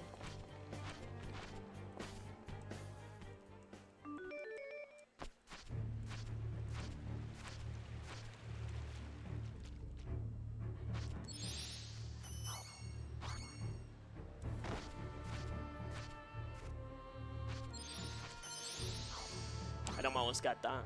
That's kind of the adaptation I've done. Cause it takes longer if you're just waiting for the photon to actually hit. So you want to be moving at the same time while you're shooting. So now we're going to go back to our very first town and we're going to buy a bunch of items. Namely, the main thing I'm going to pick up is a sword called the Lotus Slicer. So I haven't talked about critical skills in this game, but like Beast Bludgeon is a critical skill. They increase the damage you do to specific enemies by 50%. There's a boss coming up where, in the Alicia route, you pretty much need it, because Alicia's pretty weak. And then we're going to buy a bunch of these. You already know what they are. They're Might Potions. And we're going to buy a bunch of these, because it's free AP. Good old Charge Breaks. And do I still have the Dune's Apple with me? I do. Okay, we're good. I'm going to buy, like, a couple of Apothecaries. Let's say, like, 7. And we're going to spend the rest on Union Plumes. You do have other stuff you can sell if you messed up your shopping, but the main things to pick up are the map and the Lotus Slicer. Everything else is kind of... Well, I guess I shouldn't say that, because you do need the Might Potions. Technically, you may or may not need the Charge Breaks, but... So that just allows us to quick travel, which is why you want the map. Alright, so, assuming I don't get killed, I am going to save at the very beginning here because there is a very hard jump at the end, or near the end. That's like a frame.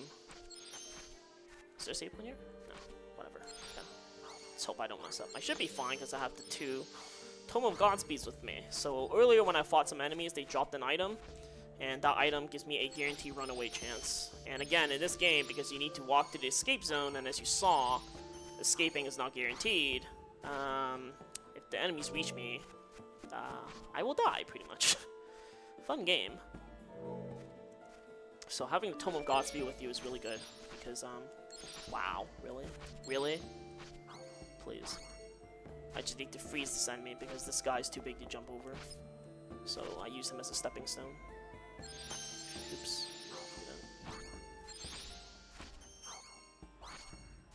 Sick.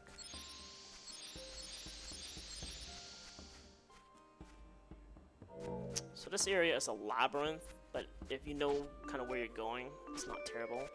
Yeah, so this guy, if you're trying to jump, like, over him when he's traveling down, it's, like, impossible.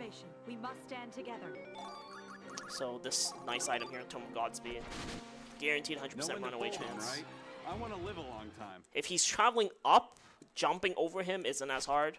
If he's traveling down, you have, like, 2 frames or something, and it's ridiculous. Like, it's not impossible, but it's really hard. And then if you mess up and then you get enough run failures, you just die, so I'm not gonna risk it.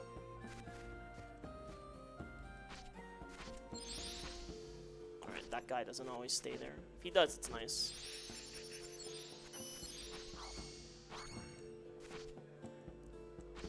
Then I get to fight Eric Terrace. So Eric Terrace is the plant boss that we bought the sword for. But he's also unique because he's kind of like the dragon zombie in that he has like multiple parts or like multiple crystals around him that you need to break, otherwise he has really, really high defense. The main thing I need to do though is I need to now set up Alicia because she's going to become our lead character at this point. And all that stuff we put on Dylan beforehand is now going to go to her. And unfortunately, like I said, Alicia is not as strong as Dylan by any chance. So I'm just checking to see my attack power looks good. I put semi-attacks properly. And I don't want Imperious Sack, we're not going to use that anymore. We're also not going to use March. Yeah, that's right, I think. Yeah, okay. Skills is set, equip is set. Items, Alicia's 27, I should be fine.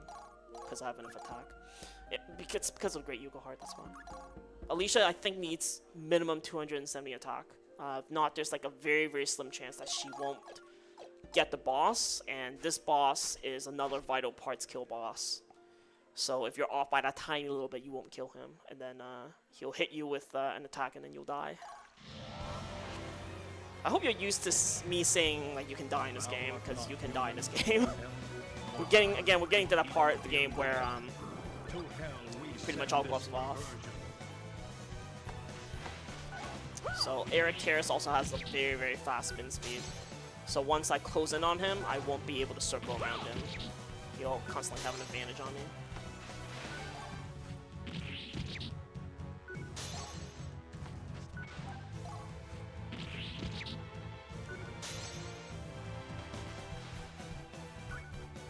Let's hope everybody dies. Sometimes everybody doesn't die, and then it's great. Like this. It's great. Baby Rage. I hate the hitboxes in this game, by the way. So Alicia's doing like no damage at all. It's great. Eric Terrace, please. Please, don't leave me alone. Alright. This is gonna be guaranteed one round at this point. I have way too much AP. There's some really weird wonkiness that can happen in that fight. Like that, if people don't die. Or if you run into a situation where people die too early, then you have to do some really weird improvisation to make that work. But otherwise, you just do enough damage to him and then he just falls over. So on our way back, we're going to do a little puzzle that will get us a nice new sword for Alicia, because she's going to need it. The Little Slicer only has, I think, 110 attack power, so it's not that strong by this point in the game. Again, the main reason why we have it is because we need it for the critical skill for plants. So since not everything we're fighting is plants, it doesn't always get that 50% boost.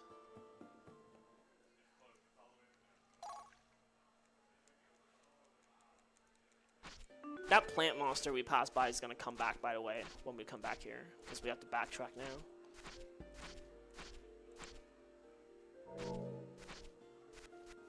Alright, so this puzzle is a little tricky to do.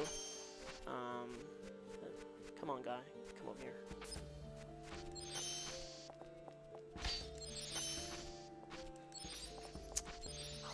That's not high enough.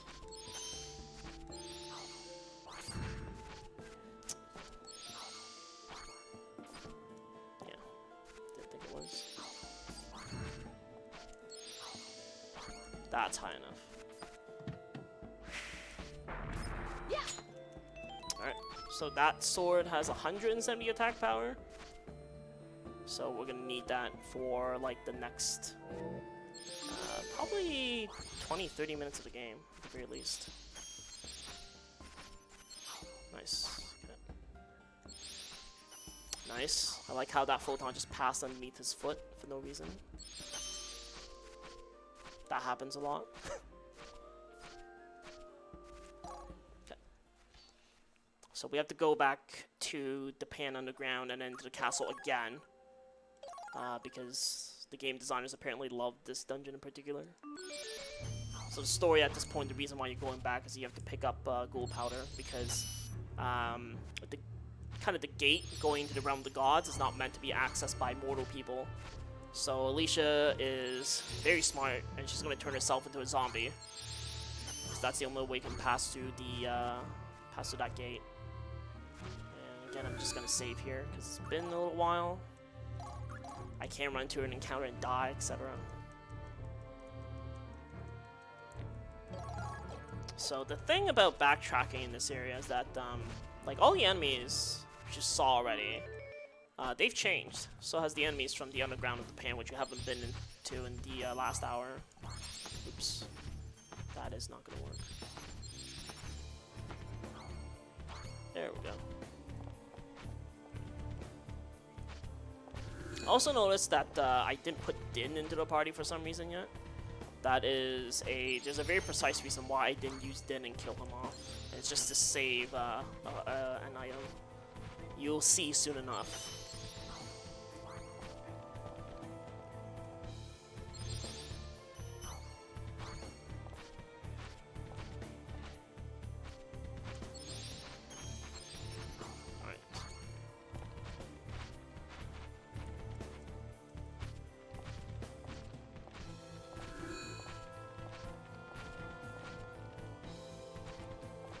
So the positions have changed a little.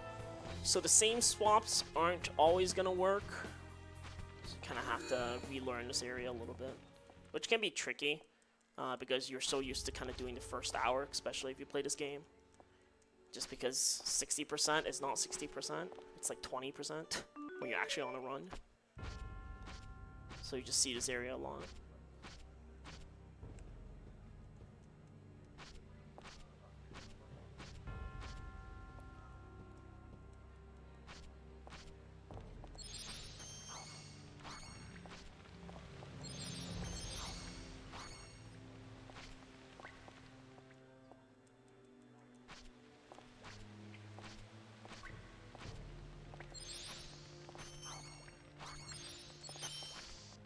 Shows that guy just in case. Yeah, so we've already been here, which you already know. Coming up, we're gonna pass through the gate into the realm of the gods, and there's gonna be a timer. So after consuming the ghoul powder to become a zombie, because Alicia's really smart, there's a certain amount of time before she actually turns into a zombie, so you need to cross the gate in order to basically save her soul, more or less. There's about 7 minutes. If you know where you're going, it's not terrible. Essentially, just pretty much go in the first door that you see. But, like, again, if you get into an encounter in that area, it's pretty dangerous. I'm gonna see if I can save my Tome of Godspeed just in case. But chances are I'm probably gonna have to use it just on the plant.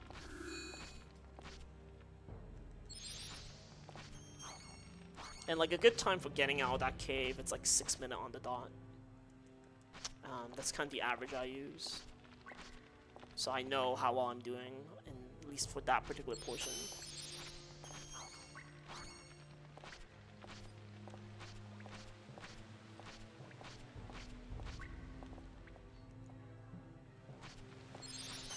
Yeah, that's gonna hurt.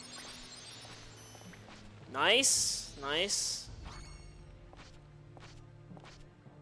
Again, I wish I had a rapid fire controller.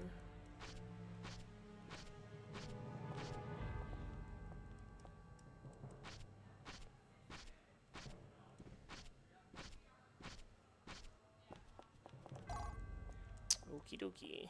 We're out of here. So, thankfully, after this trip, we never come back here again. Because I'm sure you're sick of this area by now.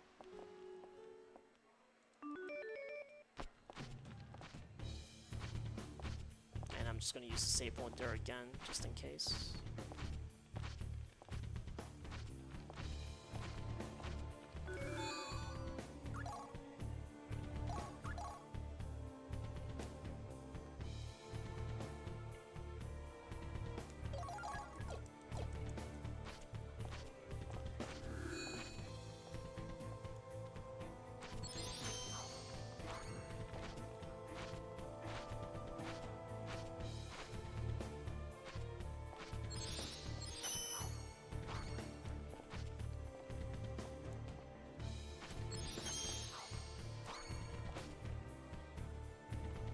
Nice! Our first tries. So sometimes PS2 tries RPGs have this very bad habit where they will hang and then the game has to reload itself. So tries community refers to these as trices. Typically, I run into like 3 when I play this game. That was our very first one, so pretty good. 90 minutes in, our first tries. And it does matter with the model of PS2 you have. I think there's certain models that don't hang as much, and certain models hang a little bit more. In particular, if you have a fat PS2, you have an advantage over those of us that have a slim one, because the slim one hangs a little bit more than usual. There's also the dreaded infinite trice, which is also why I'm saving a lot, just in case we get the infinite hang for some reason. Like now. I wonder if it's just hanging on me. Again, I just saved, so no worries. We just got another trice. 2 in a row. That's the way this game likes to work.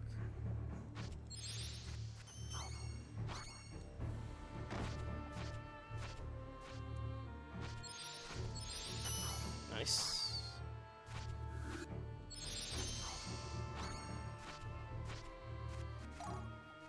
Okay.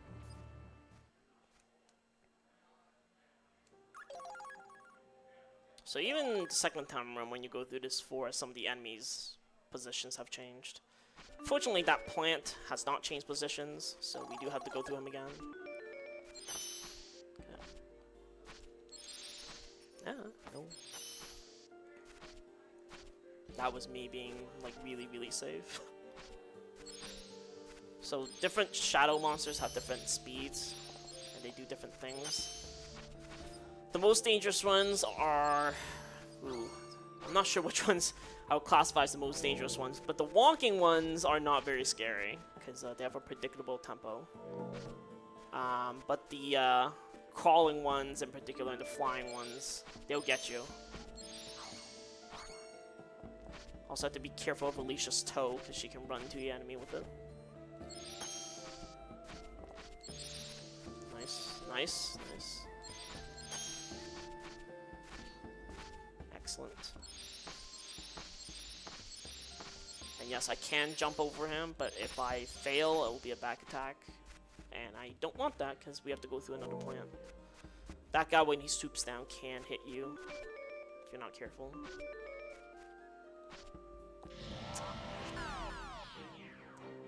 The price to pay for such trickery is death.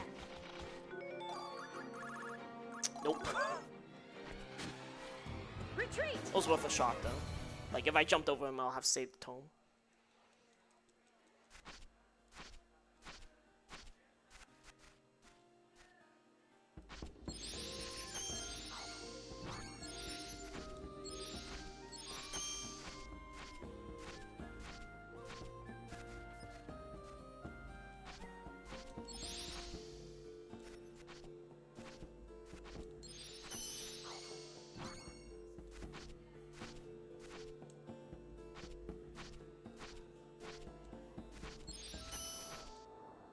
Oh yeah, I don't swap positions there, because if I drop him onto those pillars, they'll move up and down. And that can block you from actually reaching the exit that you need to go to. So since I'm opening the menu anyway, I'll just swap the sword. You can do an in-battle menu there, and that saves you from having to open the menu, but I'm just going to save again, because I don't know what's going to happen. Alright. Let's roll. So there's also a joke among the speedrunners who do play this game, that are crazy enough to anyway, that this is the hardest fight in the game. But We have nothing to yeah, fear. about that. We will win. Nuances of this fight aren't as tricky as the other ones. It's just like, hop behind this guy and then kill him. Alright. We beat the hardest fight in the game. A strong enemy.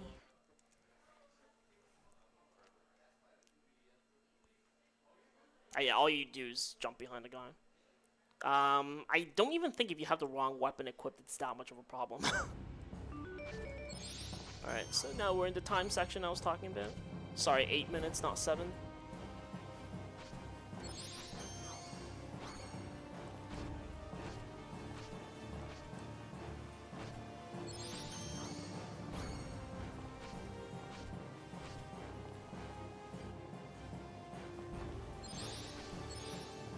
Nice, nice, nice. Please. Alright. Better to take it safe there than get into an encounter. I don't have any more tomes on me, so I actually have to reach the exit zone.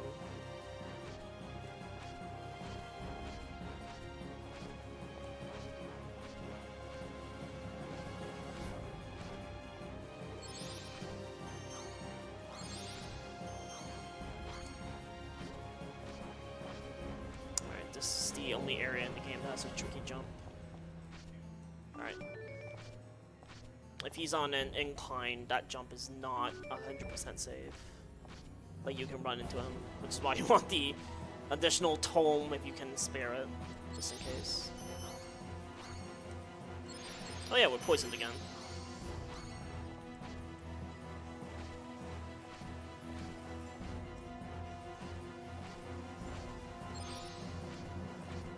I do actually have to heal poison. Somewhat. Well, I guess not. May not matter. Oh yeah, then these guys are new. They teleport. Alright. I didn't plan that, but sure.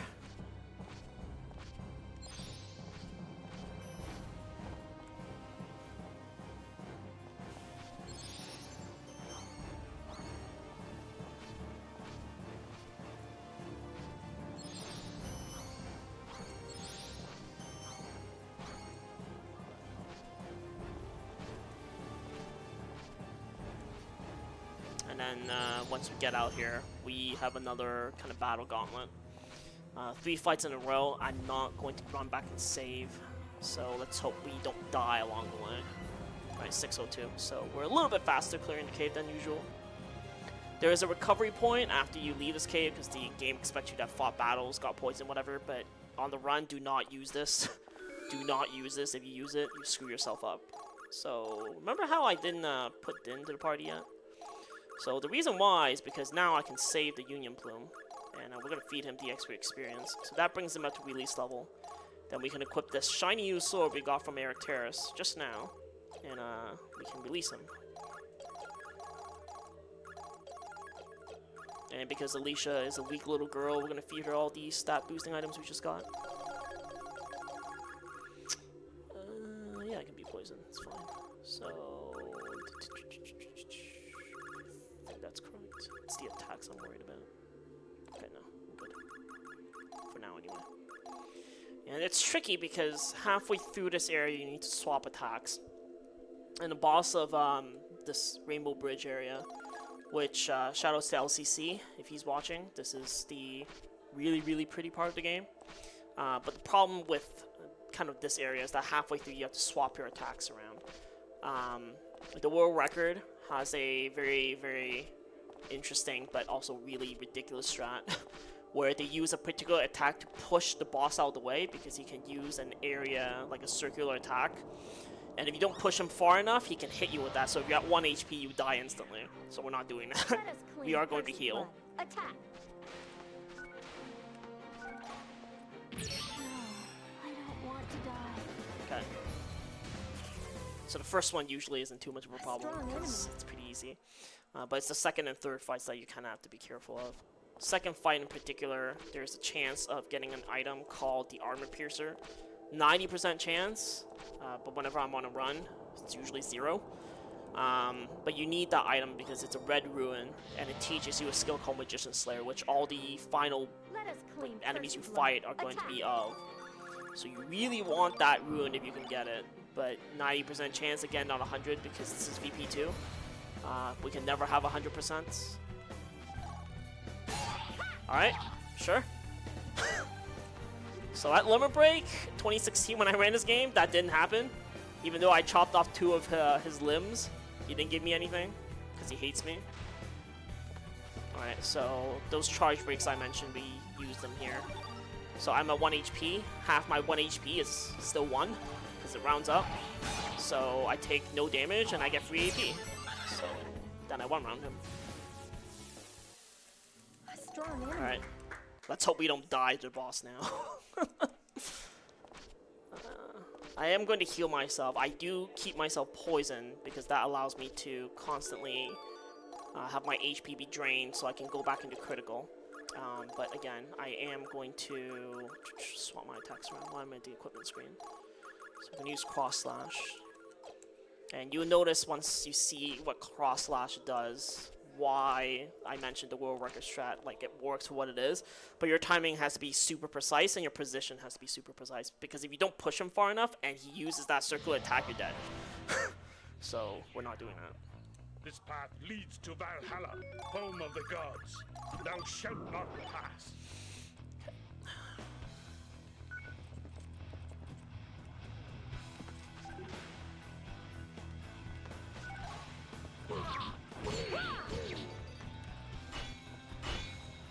Nice. Thanks, Alicia. So you can see she kind of pushes him back a little. Alright. What do you have for me? Ah, I'm dead. I didn't push him back far enough. So I have to redo all that again? You've been infected by Midgard's point. Yeah, that happens. That's the danger of being very close and using a charge break. The safe way, if you want to do it that way, is you step back a little bit with a dash, because you're saving up AP, move around a little, and then you charge break, and then see what he has. Sometimes his AI will cooperate and he won't use the circular attack, in which case you can pretty much kill him like instantly. But if you're unlucky and he uses a circular attack, you have to bait him around and you just have to wait it out. It won't be so bad. So I've had 2 deaths this run so far. Oops. I don't need that extra attack, but it doesn't matter. Doesn't really cost me time. So let's see if we get the armor piercer again. Again, 90% chance.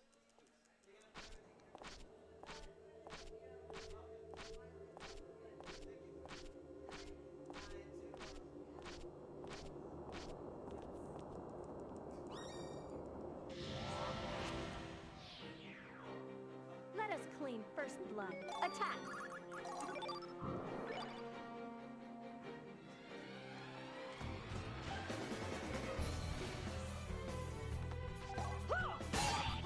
Okay, sure. This game. Oh my god! That happened. Alright, nice.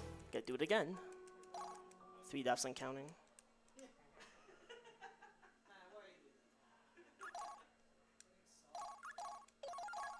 I hate this game.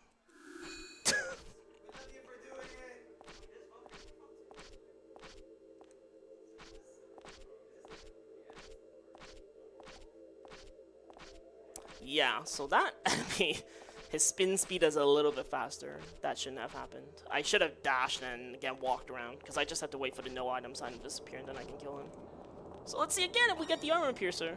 Seems like every single time I get it, I get myself killed, so let's hope we don't get it. You know you're doomed. Apparently that's what the game's telling me. The heavens. I think you underestimated me. And again, I'm not healing myself with these fights because I need to be at low HP to activate the Dragon Rib. I'm not doing it because I like dying. Just so you know.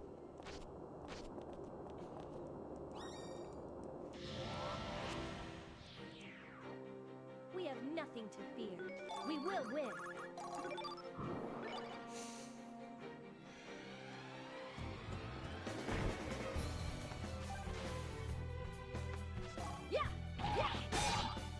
Okay.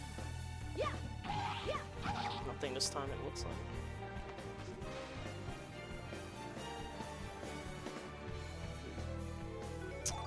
Should be safe, I think. Yeah.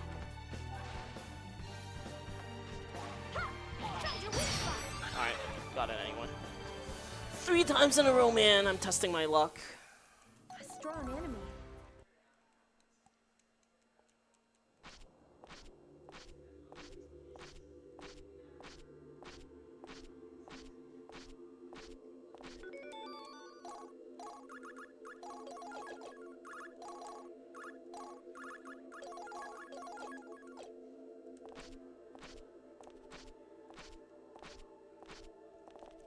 You also swapped to cross slash at this point because Again, all of Alicia's attacks don't really have a lot of good multipliers, but Cross Slash does have, I think it's 1.35. So it's one of her stronger attacks. And again, the enemies now have kind of really massive balloon amounts of HP.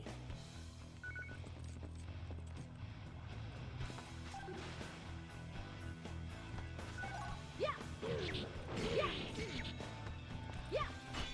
Yeah. Yeah.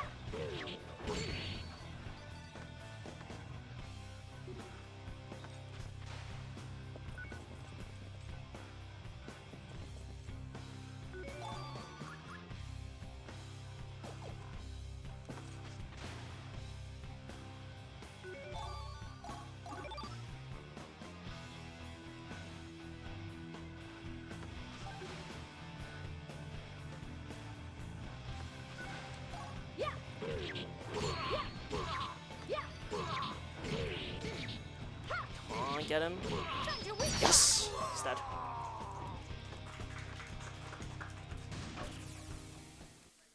I acknowledge all Alright, my apparently crimes. third time's a charm. Died 3 times or 4 times so far, I lost count. Yeah, again, I don't want to heal poison because this keeps my HP low enough. If you do it right, you have like just enough HP to tank that hit. But I didn't do it exactly properly, so that didn't happen. And you don't want to... You want to chip him down a little because all the bosses at this point start having super moves. And those super moves, like they one-shot people who've played this game casually when they have like 10,000 HP. We have like 1. So, like, we don't want to see that. Just a glorified way of killing us when they can pretty much prod us and then we die. Alright, now we have to go to the world tree. Because the story is that we're going to try to kind of become a god, more or less. Because Rufus is a half-elf. If you follow Valkyrie profile, you know that half-elves in this game are really strong because they have the ability to grow while still being immortal.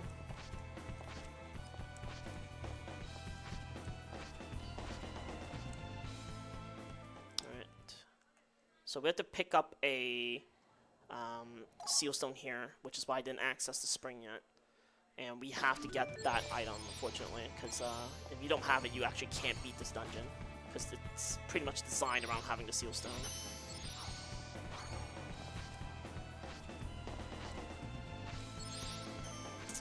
Please. Please! Oh my god, man! And because we have the armor piercer, I'm gonna do an extra menu here. So we can learn Magician Slayer.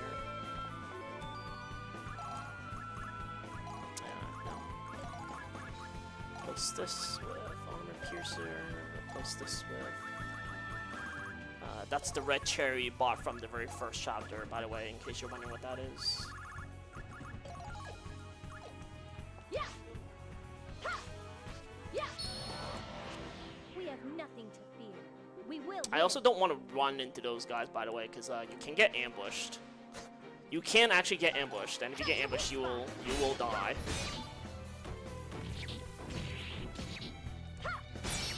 Alright.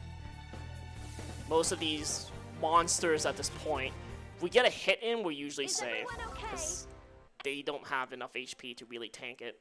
But if they get a hit on us, likewise, we don't have HP to tank anything, so we're gonna die if we get hit.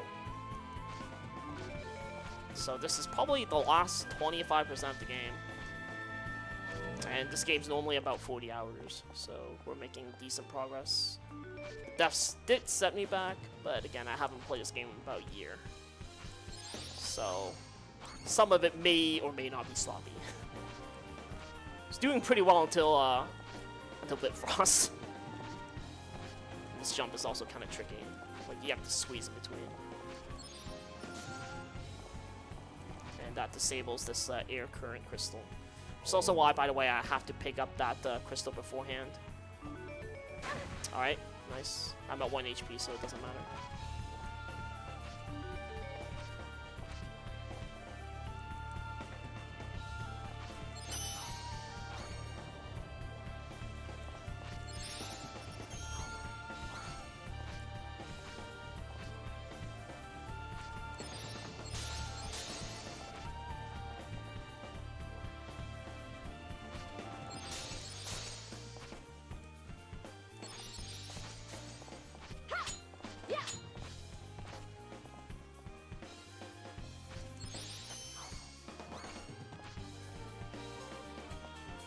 Oops.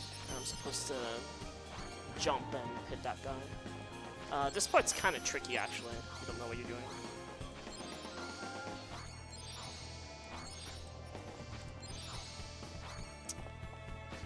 I messed up. Alright. Set this puzzle to hard mode.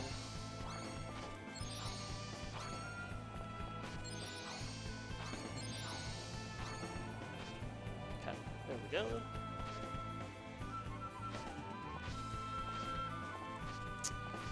Jump too early there.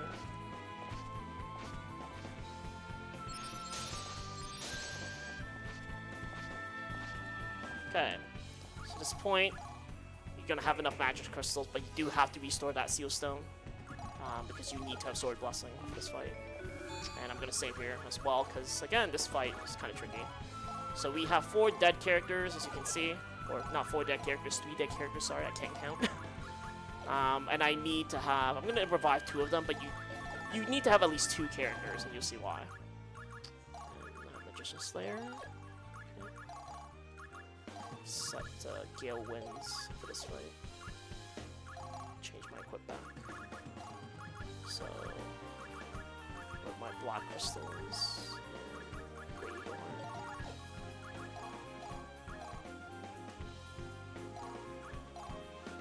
So we finally get to fight the big man himself, Odin. Odin is a bit of a jerk in the run. Big problem is, like, he can see behind his head for some reason. So sometimes when you knock him to the ground and you try to hit him, like OTG him, he will just turn around and counterattack and kill you. So I don't want none of his crap right now. So I'm gonna lure him forward a bit, because the area he starts in is also very cramped. Makes dashing very difficult. Then we're gonna sack someone.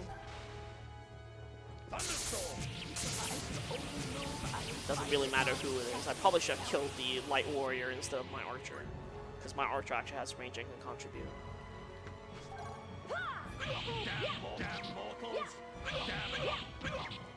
Alright, dial. So, normally when you kill him, or drop him to half HP because you're not really supposed to kill him, he will counter with Spiritual Lancer, which is his super move, and it will one-shot pretty much anybody. Like even normally. But I one-shotted him because, again, I don't want none of his crap right now, so we're fine. So Lazard rejoins our party, surprise. But again, we're not really going to use him. He can tank some attacks, so he's not, like, completely useless. He's better than our fodder units, basically. And this attack is the one that I don't like seeing. Because it has an amazing hitbox, if you're wondering. Like, he will teleport to spaces that he normally can't teleport to, and it's pretty great.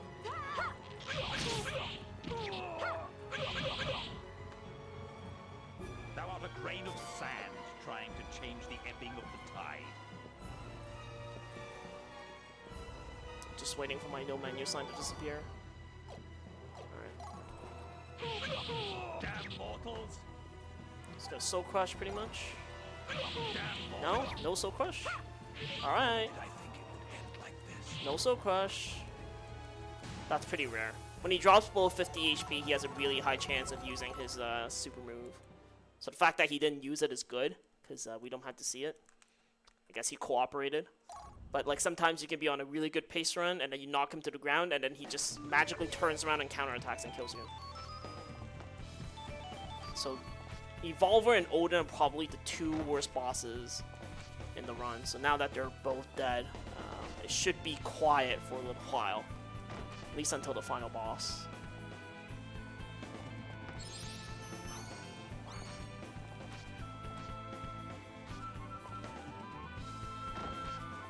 No, don't run into him.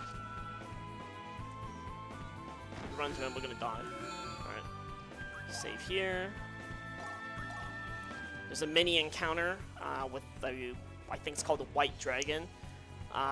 But again, like encounters at this point, like random monsters, they're pretty much, if we get a hit on them, we're pretty safe. Like they're gonna die.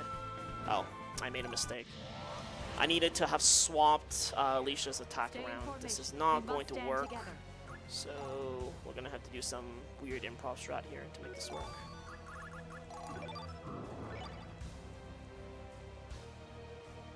Alright. Nice hitbox.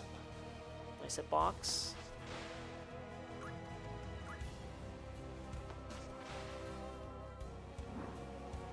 So I'm gonna sack this character. If I could only move, I would fight the god of death himself. Hopefully this guy. Alright. Derp.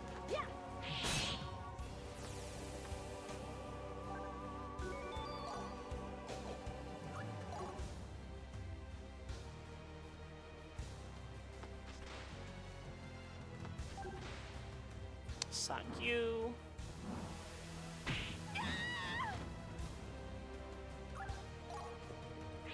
I have to do this because I messed up the menu. Like, I have to re-swap there. And of course, because I didn't, because I'm an idiot.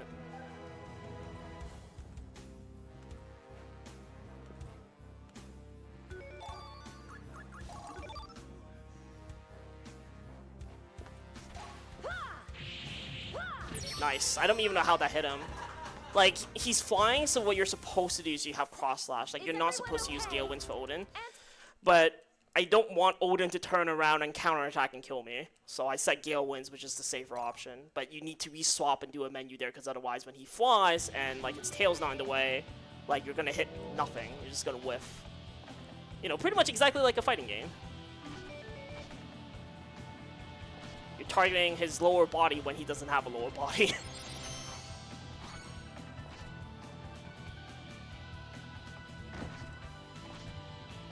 That happened at Limit Break too. Like, I don't do that menu that often. It's pretty much only when I do marathon runs that I set it, because I don't want to deal with Odin's crap. Okay, so we're going to go to the Valhalla Hall building now, because we need access to the water mirror. Because the story is so far up to this point. The Zard came back up and helped us, but then he magically disappeared and took Odin with him, more or less. As well as Odin's spear. So we have to chase him now. And the only way to do that is to use the water mirror artifact, which in this game allows you to teleport anywhere in the world. So we're going to use that to find him.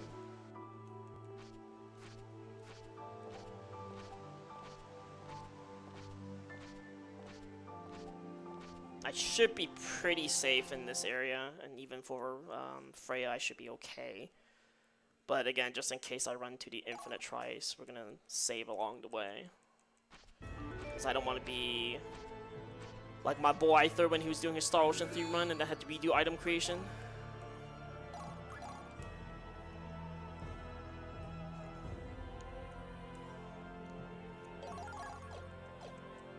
By the way, having my characters at low level is actually important for the run, because we're using solitary struggle, so we want characters killed off, and sometimes the game will auto-revive them. If you heal your characters by accident, or like they didn't get killed earlier, they'll have way too much HP. And that happened in my PB, so then I couldn't kill the boss off fast enough because solitary struggle didn't fully power up. And I had to take extra time to get my characters killed off, so I actually do want to keep them as low level as possible. And then Arngrim rejoins our party. We do use Arngrim in this route in the later part, but for now he's just going to be warming the bench.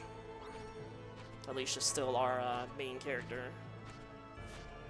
Pretty much the rest of this run, other than like 1 or 2 enemies. So this switch, there's a faster way of doing this I think, but I don't know how to do it. Mainly because I haven't reviewed it. Alright, sure. This stupid game.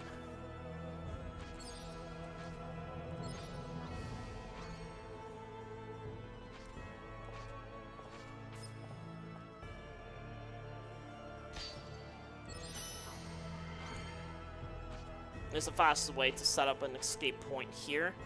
So when you've activated the switches at the back, you can shoot a photon and teleport yourself immediately to the front. And it's a little faster than doing what I was doing.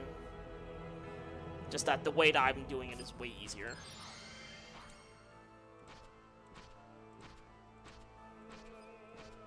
So this area is guarded by a series of 3 switches for kind of the 2 areas you run into.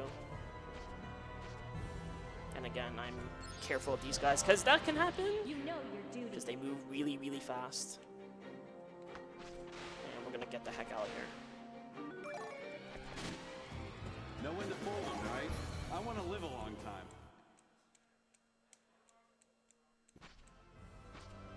Yeah, so you do have invincibility after an encounter, which is nice. Obviously, you've seen that before, because I did the same trick to evade the plant back in the forest. So with the 3 switches activate, that deactivates this barrier, and then there's another one up ahead. There is an item that we picked up back in the Palace of the Venetrated Dragon called the Power Bangle. There's 2 that you get in this route. And the thing that makes them different is that unlike the Great Eagle Heart, the Power Bangles stack on each other. So they're really powerful because instead of boosting your end multiplier, they boost the raw stat. And that's kind of a bad position. Let's see if I can fool around with it. Yeah. Nope. Alright, I'm gonna screw this up. We're gonna reset this room. Because it's faster than me trying to build a bridge up there. Of course, he's not cooperating. It's nice when he cooperates and he flies really close to where you need him to go.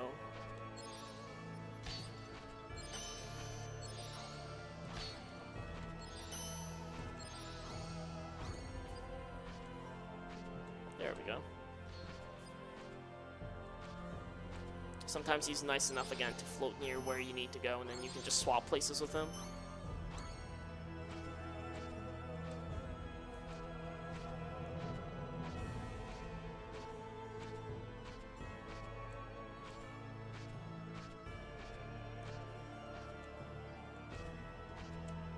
So these next 2 rooms are a little bit trickier than the ones before.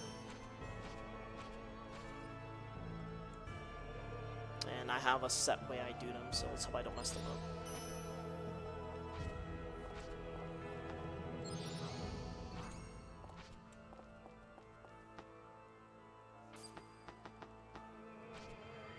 Alright, so that's 1.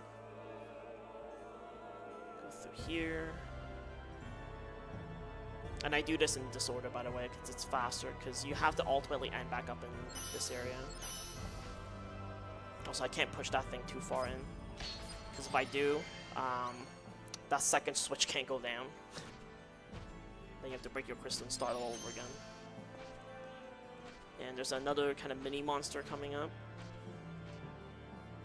Well, sort of mini, I mean, it's kind of big on the field. Let us clean first blood. Attack!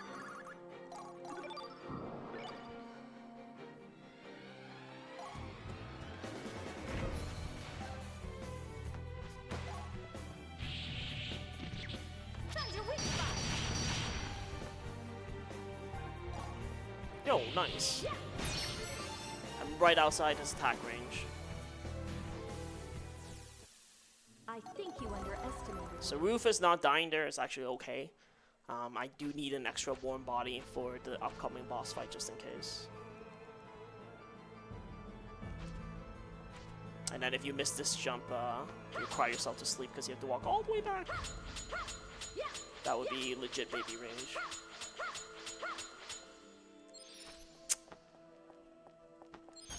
I was doing that, by the way, because I was seeing if my angle was right. I wasn't doing that because I had to just wait. But apparently I was still off by a little bit. Timing on that is a little bit tight. But if you do it properly, you always have time. I think you have a little bit of leeway.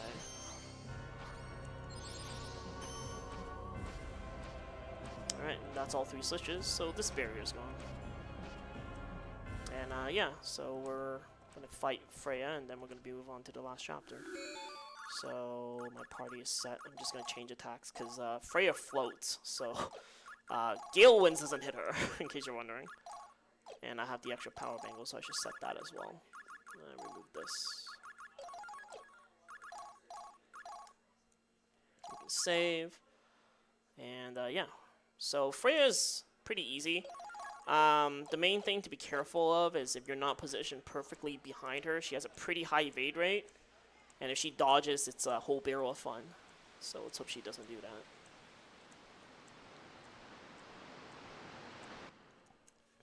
Otherwise, I am going to Might Potion, and that skips her super attack. Normally, if you just fight this without the Might Potion, you're guaranteed to see Aether Strike. But we're not going to... Like, I don't want to deal with this crap right now, so we're not going to see it.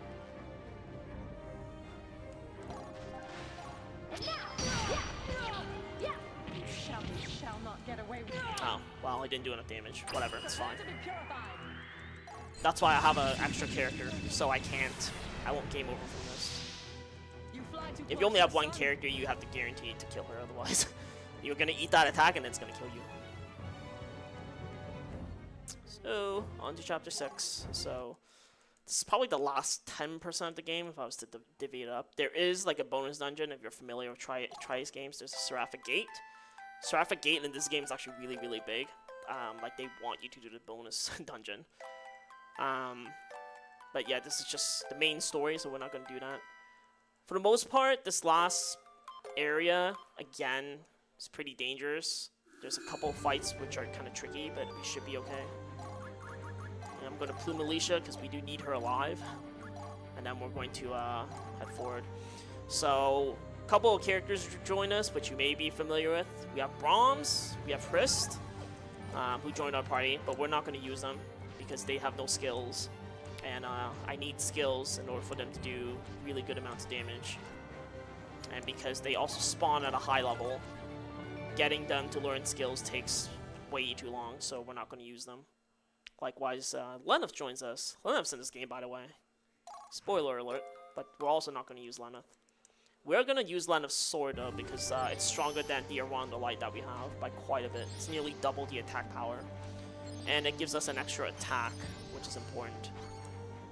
Because, again, enemies in this part of the game just start having massive amounts of HP. So giving us an extra attack just lets us do more damage.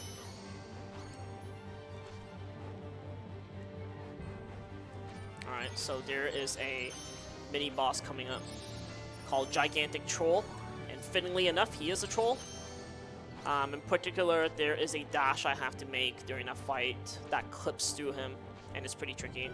And if I don't do it right, then he's going to kill my dude. So we aren't going to put Arngrim in the party at this point, because we do have to use him. And that's fine. My attacks are set. I don't need Gilens, I need Cross Slash. Actually, I need nothing. My note to self, I need to reset Cross Slash. Let us claim first blood. Attack. Alright, I got the good skeletons. If the skeletons have no attack zone, that means they're going to use Reflect Sorcery, and then you have to do a series of chain dashes to kill them before they use it. Otherwise, they're just going to waste your time. And I killed the skeletons because they can spawn enemies behind you and kill you. If you're doing the world record strat, you just go straight for this guy. You don't even bother killing the skellies. But the problem is if you don't... And yeah, I didn't do it properly, so I'm going to die. It's okay though, we have Pocket Arngrim as our medic. So he's gonna come in and save the day, assuming he doesn't get killed. That might be kind of hard, though.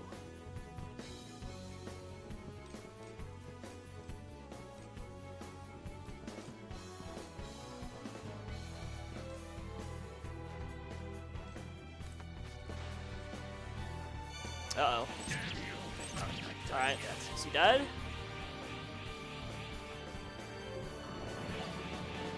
Of course.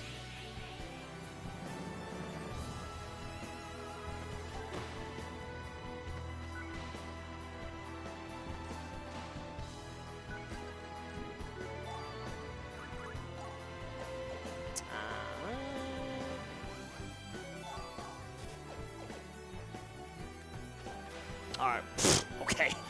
I clipped through him when I didn't need to. This game. And I'm just gonna tuck Arngrim someplace safe if I can.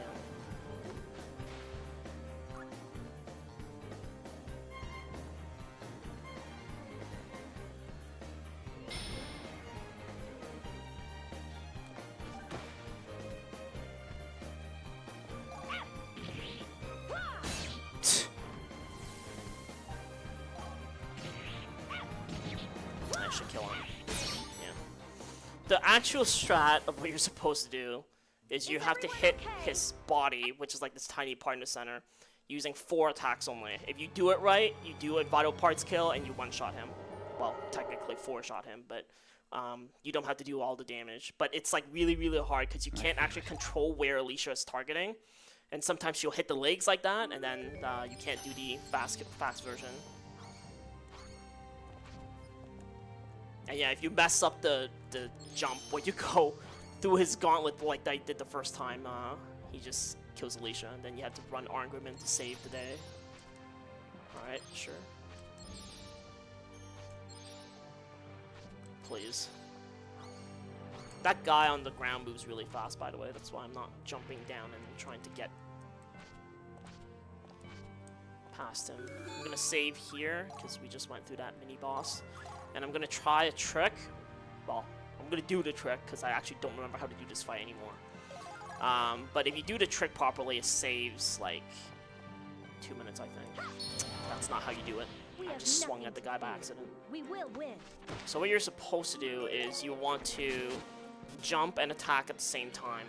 But if you do it right, you won't actually swing your sword. You'll run straight into him. And this is why having that extra Tome of Godspeed that I picked up after Odin is important. Because if you run into an ambush, you can just use it. Alright, we might have it. We have nothing to fear. We will win. So, drop this. We've got other things to do. If you get enough run failures, the vampire will reach you and then he kills you. And yep, there we go. So we don't have to fight him.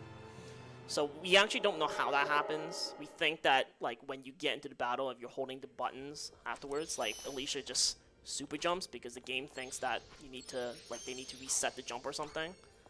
So then you do this extra high jump and then you can hop over to the vampire and not fight him. So if you do it the first try, it saves like 2 minutes. If you do it the second try, it saves like 45 seconds. So we still save time by doing that. And then anything after the second time, you start losing time. But again, I don't remember how to fight him because we've been skipping him for quite a while now. Because he used to be really annoying too. Alright. So, are you guys up for more Tekken? Because we're gonna play more Tekken. Forget training. When it comes to real, that's a bad attack. Let's see if we can change it. So when I use the menu like that, I can force the AI to try changing their attack pattern, which is necessary sometimes because some attacks are very unfavorable to me. You will die. Alright, see ya. And where's he moving? So the Lazard clone sometimes doesn't cooperate, as you can see. He just likes to walk everywhere. What is he doing? You will die. Let's try. This should work, because I should have enough AP. Alright. We won by ring out. We beat Tekken. So time to make our way. If you do it properly, it's really, really fast. But if you don't do it fast enough, the Lazard clone sometimes doesn't move into the right spot, and he'll just wander everywhere like that. And then you just have to wait him out, and it's annoying. Alright, so we're on to the last stages of the game. Pretty much there's going to be 3 fights left. Luckily we have Magician Slayer, because like I said, all the major enemies at the very end of the game are all magicians. So if you have Magician Slayer, it makes this part easier. If you don't, your kill margins are a lot tighter, and it's not very fun. Set. Where's cutting? Noise Priest with Cross Slash. Yeah, that's the attack pattern I need. I'm gonna heal Arngrim to full, I don't need to. But it is a little bit safe to heal him, because he can tank the Great Magic, which is the only danger in this fight if you do it incorrectly. If you do it right, this boss dies, I think, in like a chain, or 2 chains. So the main thing I need to have happen is, either Arngrim needs to die, or he needs to take no damage. I can't have anything in between. Sheer impudence, like children. Oh look, it's Lazard! Apparently he's evil. Spoiler alert. Alright.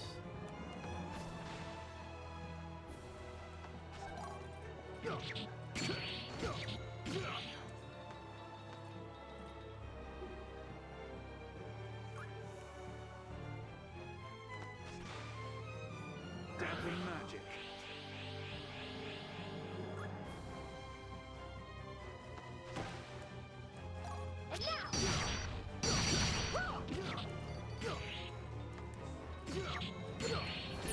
Got him. Not in my plans. Okay, if his AI was behaving properly, when you use cross slash, you can push him towards where Arngrim is, and if he uses like any attack other than fire, it will kill Arngrim, and then Solitary Struggle will be at full power, and then you just one round Wizard. But that wasn't awful. The worst case I've had is like where he used Great Magic on me, and then everybody died because Arngrim wasn't at full HP. If Arngrim's at full HP, he will survive by like 100 HP or something, like the bare minimum. But if he gets his Great Magic off, he should feel bad.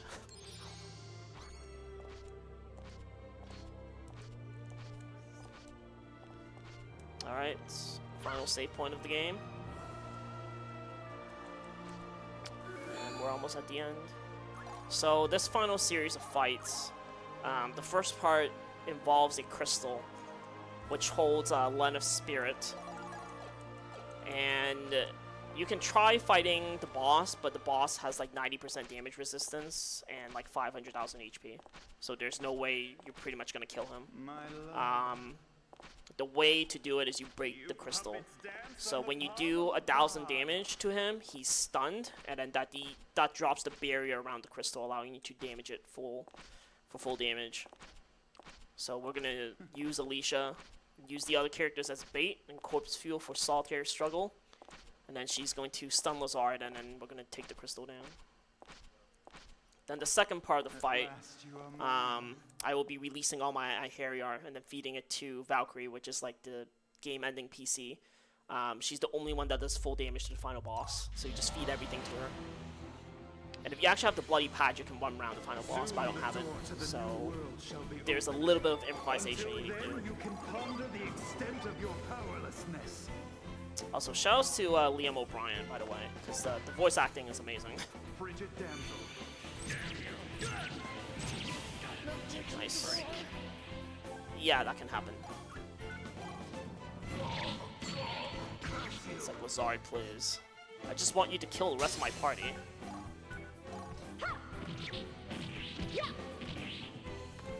So I'm always watching my action meter, making sure I have 15 points left. Because if I don't have 15 points, I can't use items with D-dashes. Don't leave me alone. I can't reach him. That will stun him. And we're going to use a charge break. That will instantly refill our AP. And then we just beat the crystal. Alright. First part's done. So on to the second. And because I have Magician Slayer. Do I want to play it safe or do I want to be risky? Play in between, I guess.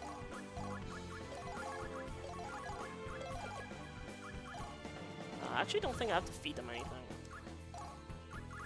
But we'll see. So we're gonna give them these nice items that our other characters dropped for us, and then we're gonna release them.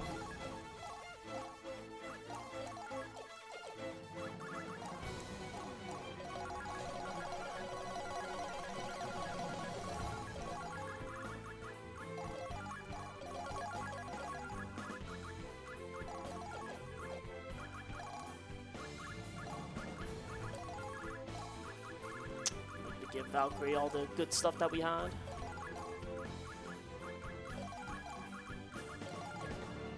Do I have the Dragon Root? Yeah, I do. What am I missing? I'm missing the Bloody Pouch. It's fine.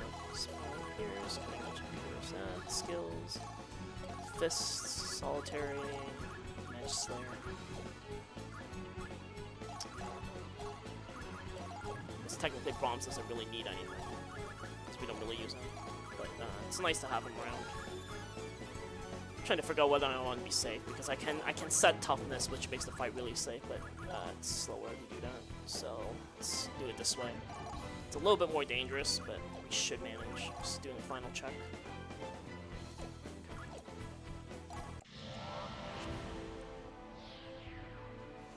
I only wanted to be united with her. That is all I ever wanted. All I ever asked for. Is this the end?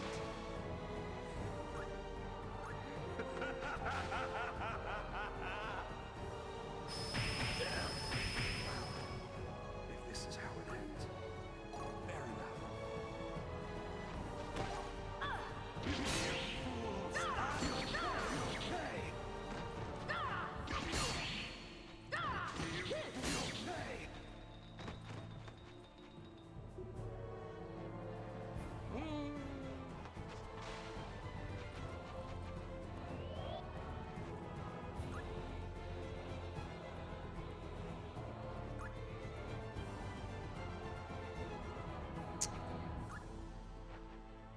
Glacial blizzard.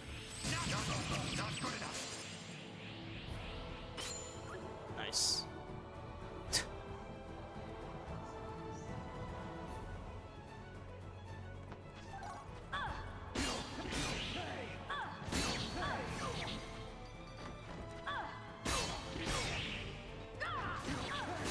Fools, I am a god.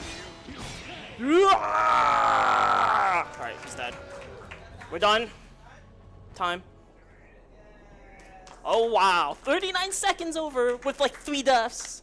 Alright, that's actually somewhat close to my limit break run, which is surprising because I had like 1 death in that one. Alright. Yeah, so we're done with this game. We beat it. 2 hours, 30 minutes pretty much on the dot. So for having only 2 days of practice is actually pretty good. So alright. Yeah, so thank you, Russell, for having me, and I hope you all enjoy this game. You can find it on site on Anime North. So we saw a couple of stores that were selling it.